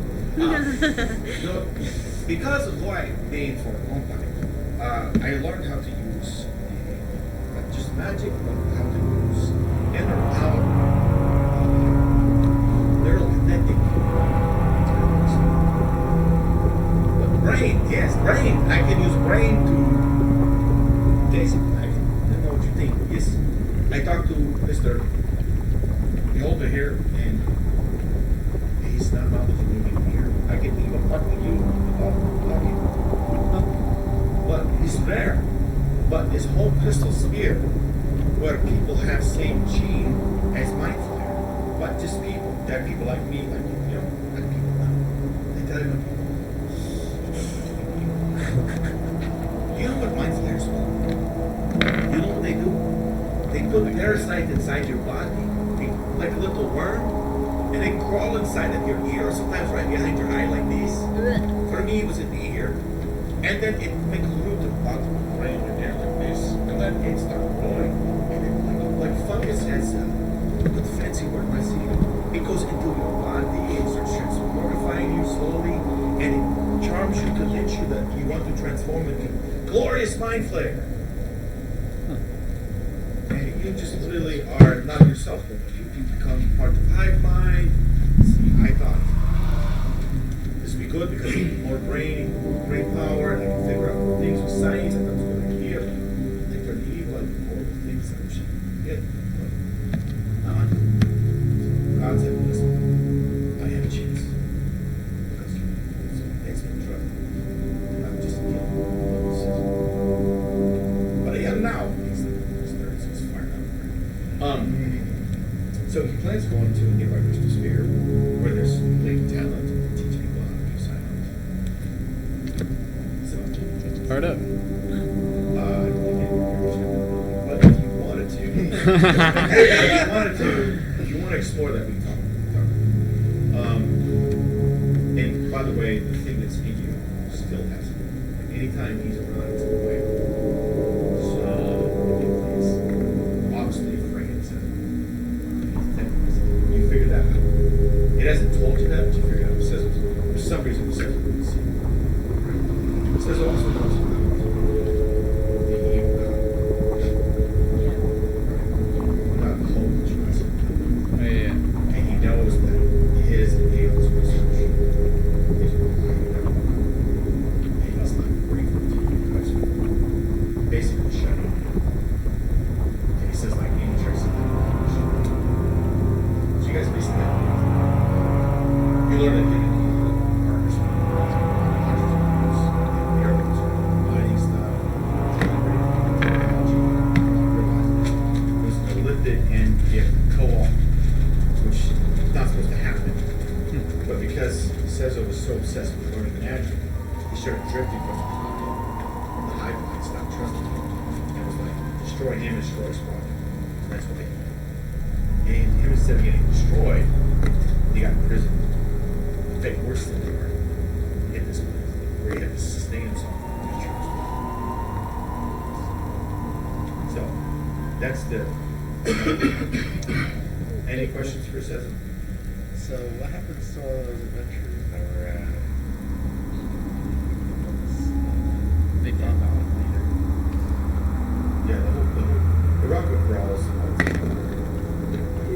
and all the adventurers that were slain. It was a pocket of the actual slice of actual land. So it actually existed in the same space as the rock, solid rock was. But because it was natural, very powerful. And ironically, the vault was set up by somebody before the prince, before the Olympic. Like it was set up a long time ago. Stuff that you used to open it up, the heart, stuff, all that stuff. That was ancient. Like, the rock was a previous civilization, but they have been space. People discovered, right? The prince discovered the Empire Sea. He figured it out by using the Hearthstone, but he lost so many men going in there. Like, you know, when they finally got through the trial of mirrors and saw the dragon there, they're like, forget this. Yeah, right? And they fled, and they're like, I'm not going to deal with that. Like, you know, because these guys were thinking, let me talk to them. Hearthstone's gone, by the way, right? The whole thing's gone. Yeah, got the it. vault of Correct. Bral is Just wanna be no clear. more. Got it. So everything that was there is gone. There was some little moments, but you guys, you got out of there with a bunch of experience, fame, friends that you pop shoulders to. So there may be a point in an adventure you're like, okay, and by the way, that's that ring, right? It's the ring, the plus 3 ring of protection. It's a gold dragon biting its tail with a ruby eye. So it's a gold dragon winding around twice, biting its tail, its eyes. Now, would Cezo be someone who can help me later on if I need, well, when I do need to get the cube removed from me? Is that why it's hiding? He knows what he does. You can have an open conversation. I'm afraid, because I'm guessing it can sense my thoughts. You can see what happens. Or you can not. I'll wait it out. So, at the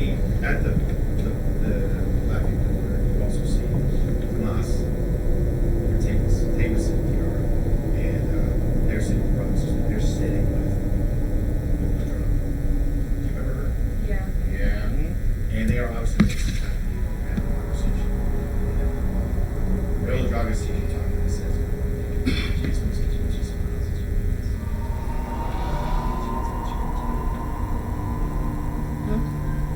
Worse. What happened to the guitar? The ring of protection is plus 3 to. It's a ring of protection. So look up what a ring of protection is. You can actually add it in your inventory. I said plus 1 to action. Yes. I just PC, basically. It's plus 3 to DC. And plus PC. It is a very powerful. It's ridiculous. Because on here it's just I just, yeah, They don't have a plus 3 ring of protection. they did. That's weak. they just have a blue one that's just right here. It's not plus 1. It's just, Well, that's not going to be in this. I've had a spell that I've been waiting to put in. I will send it to you at our next Gain session. a plus 1 bonus to AC and saving throws while wearing this roll. I just put in the notes that it was actually plus 3. That's weak. That's weak. Well, as long as we know that's plus 3. At least. So it'll be plus 1 all the time. And then once a day, so 1 combat count. How's that? Alright. How more pounds? It's a huge. Yeah, that's 1 Plus to 3 armor to class. plus 3 for protection, plus 7 plus 3 armor. So once a day, it's plus 1. Nope, it's only. Now another thing about this. The Duke implied that if you ever need his help, told you cover the odds. Oh.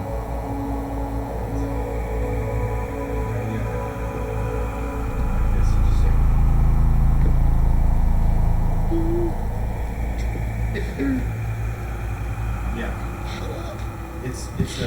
actually a message spell. You give a message across the air boundaries to very close. Awesome. So basically communicate. Arguably one of the most powerful space abilities. Very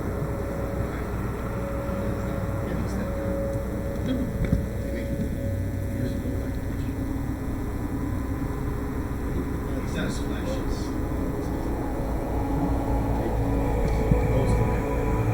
On the description, the customize. Gold.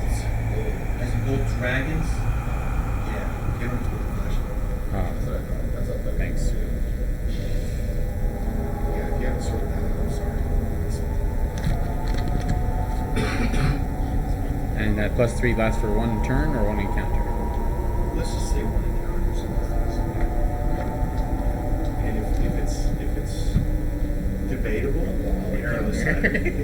Does that make sense? Understood. Let's say we have a fight, like with some powerful overreach out, and then right behind them is like it's the battalion of 10 soldiers.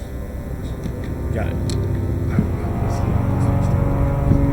Thank you. well, it's a separate encounter, so no.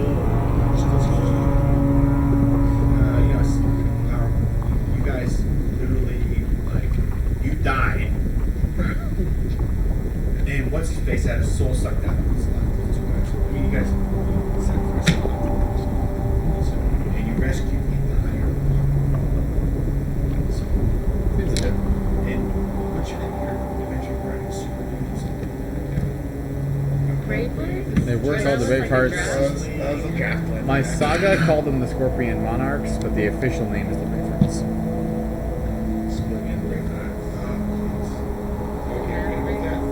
No. It's still up to. The Bravehearts, you guys are known as. Oh no. I am taking artistic liberty in my sagas. Yeah, you're right. You're very saga, also known as. In some realms we're called this, in some realms Yes. we're called that. But in every realm we're brave and hard, and that is that. No, but yeah, sure. Well, guys, it's been a great session. Thanks everybody for coming. Wow. Very It was exciting. our first session stream. I think everybody joined us. That was cool. I tried writing something on there, but it's every time I tried to like send it, it says you have to follow. And I was following, so I think it just glitched. That's glitchy. But we're still playing, right? Because we still need to figure out who attacked the temple. The House of Thorax was set up. Okay, so we're still waiting for. That's Okay. still going on. Okay. And so you're not. Oh. We're not. The campaign isn't over. But this major leg of it is. This leg, yeah.